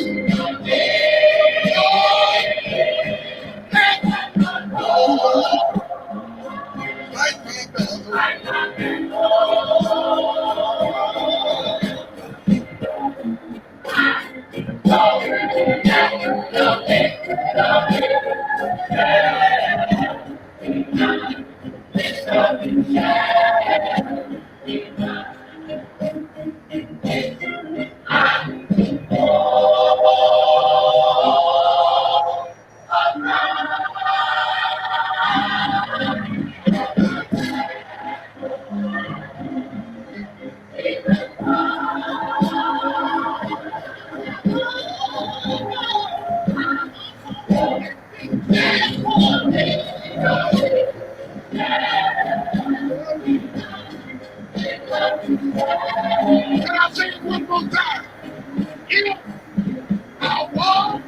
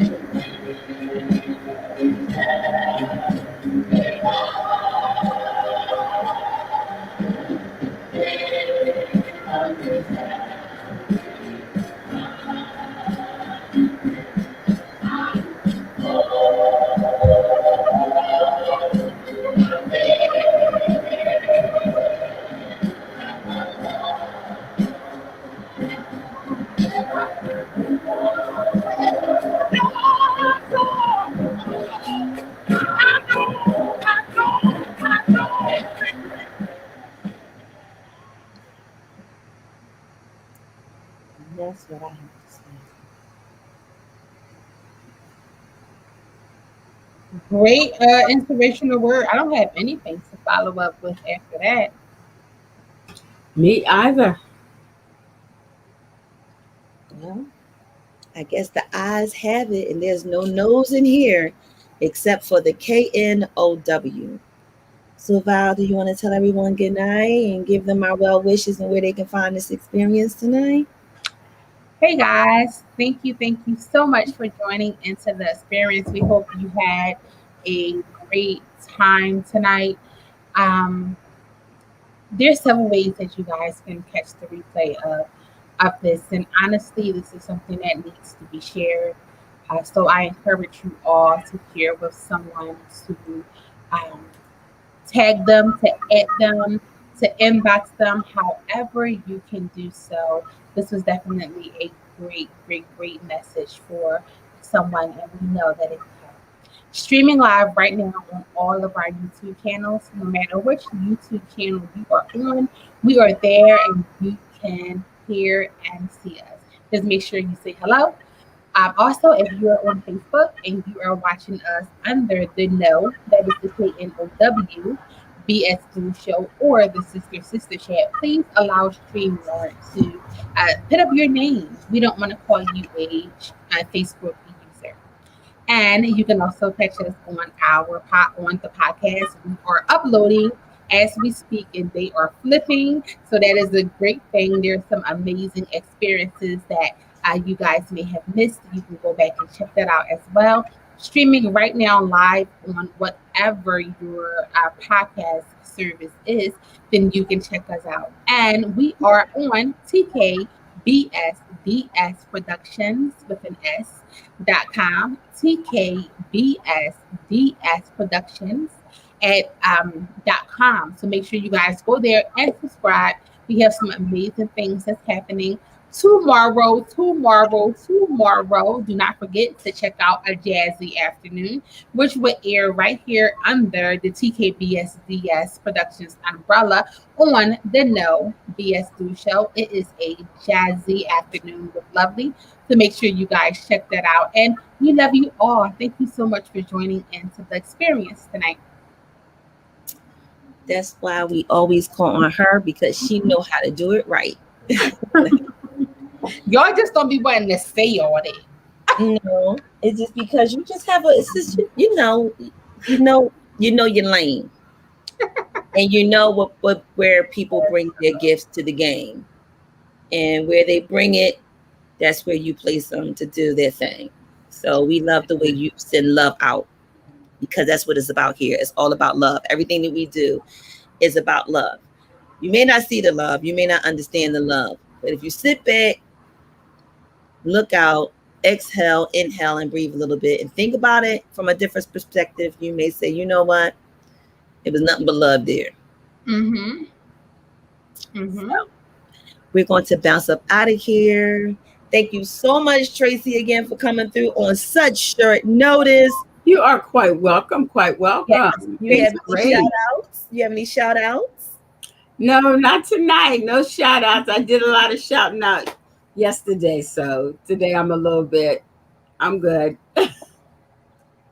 Well, again, thank you so much. And please, guys, do head over to that candle experience. My experience will be here so shortly and so much needed. Sometimes a petty is not enough.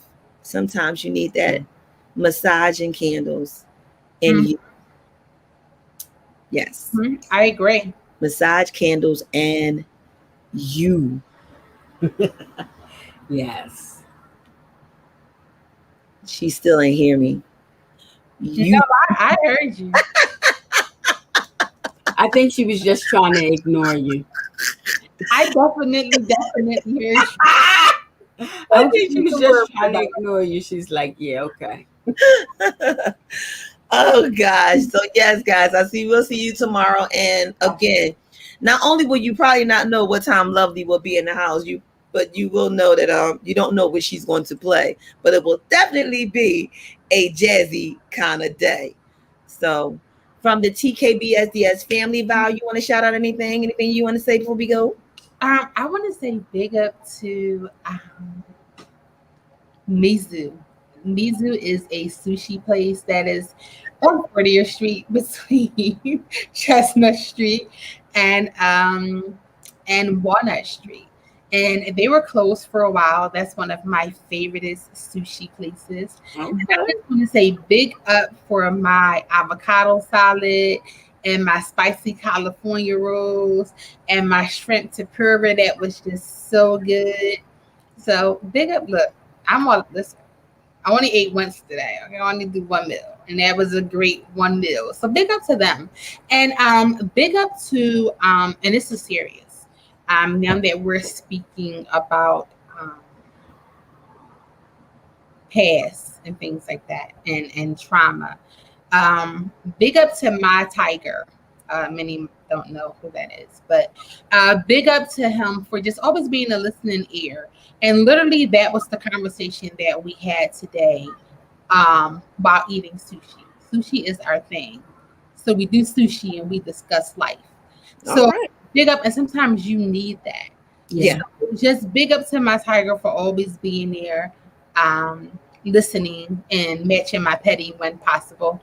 I appreciate you so much for that. There was so much that was covered today, just in our conversations that deals with a lot with what it was that we were talking about. So just also know that even in your trauma, make sure you have someone, anybody that you Definitely, yeah. release to. And if you don't have that person, definitely journal. Journal it. I believe in writing down all ill will thoughts and feelings and burning it. You'll be surprised on how good you feel afterwards, because sometimes we just need to get it out. Yeah. Sometimes you just need to get it out. So get it out, write it out, scream if you have to, burn that sucker and keep it moving. So that's what I had. Well, since you're throwing stuff out, I have to mention the popcorn bag DC. So if anybody on Instagram, follow the popcorn bag DC. If you're in Washington, DC, Maryland, or anywhere within the Baltimore area, you want to find the popcorn bag DC. Mm-hmm. In the experience that I went to this weekend, I went to an experience. It was supposed to be for one thing. It was supposed to be another. I had I was supposed to be somewhere, and I was supposed to be there for an extended time frame, but someone else needed my help. So I gave up, and I sacrificed my getaway to help them, and I wasn't going to go. And my son was like, "Mom, you gotta go." I was like, "Well, babe, we can't do it." And he was like, I said, "Besides, they're saying the tickets are gone now." So he said, "Yeah, they are gone because I already went and bought us 2. I'll see you in the morning." And I was like, "What? You bought our tickets?" And he was like, "Yeah, you gave up your money to sacrifice somebody in need. And I know you needed this trip. And you always wanted to do this and see this. So I'm giving this to you." Oh. And when I got there, everything just fell into place to why I needed to be there. It's this popcorn called Ladies Night. The popcorn tastes like Fruity Pebbles, but it has a champagne taste flavor about it. And it gives you this feel-good moment that just sets you on a cloud. And that's what I've been able to munch on since I've been away and over the days. So I've been relaxing with the popcorn. Had I not had the popcorn, I wouldn't have been relaxing. If I had the experience, I wouldn't have got the message that I needed from the concert. And I would not have been able to understand what's coming my way and know how to deal with it, to let alone have the conversation, to have the meeting after the meeting. So again, talking about the plan that didn't happen, big ups to the big setup by the big guy, okay? That has a way of setting things up that's like the perfect setup. So I just thank him for everything, even to the point of the doggone child. The woman lost her mind, jumping out the car, cussing and everything. And I was like, "Look, if you say you believe in Jesus, did you hear me when I said we got insurance? We all got insurance. Calm down, honey. We ain't got to do this. Insurance. Call your insurance company. Call my insurance company. Let's go with this." Insurance? Yes, I did. I said, "You got insurance, right?" She said, "Yeah." I said, "I got them too. So guess what? We taken care of. Don't worry about this." Sometimes you gotta just say, "We ain't gonna deal with this." Yeah. We insured. We insured by him. We're insured by everything. So next time something crashes in your life, say, "I'm insured." That's right. I know that's right. All right, guys. I done held my peace for the night. It's time for me to let the Lord finish fighting these battles. It's time for us to go, don't you say? All righty. All right. Again, hold back. Don't leave us yet. But we are telling you good night. Good night, guys. Thank you so much for Good joining night. the experience. Yes, good night.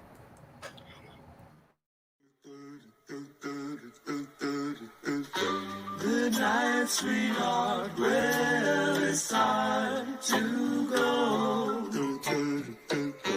Good night, sweetheart. Well, it's time to go. I hate to leave you, but I really must say, oh, good night, sweetheart. Good night. Good night, sweetheart. Good night. Good night, sweetheart.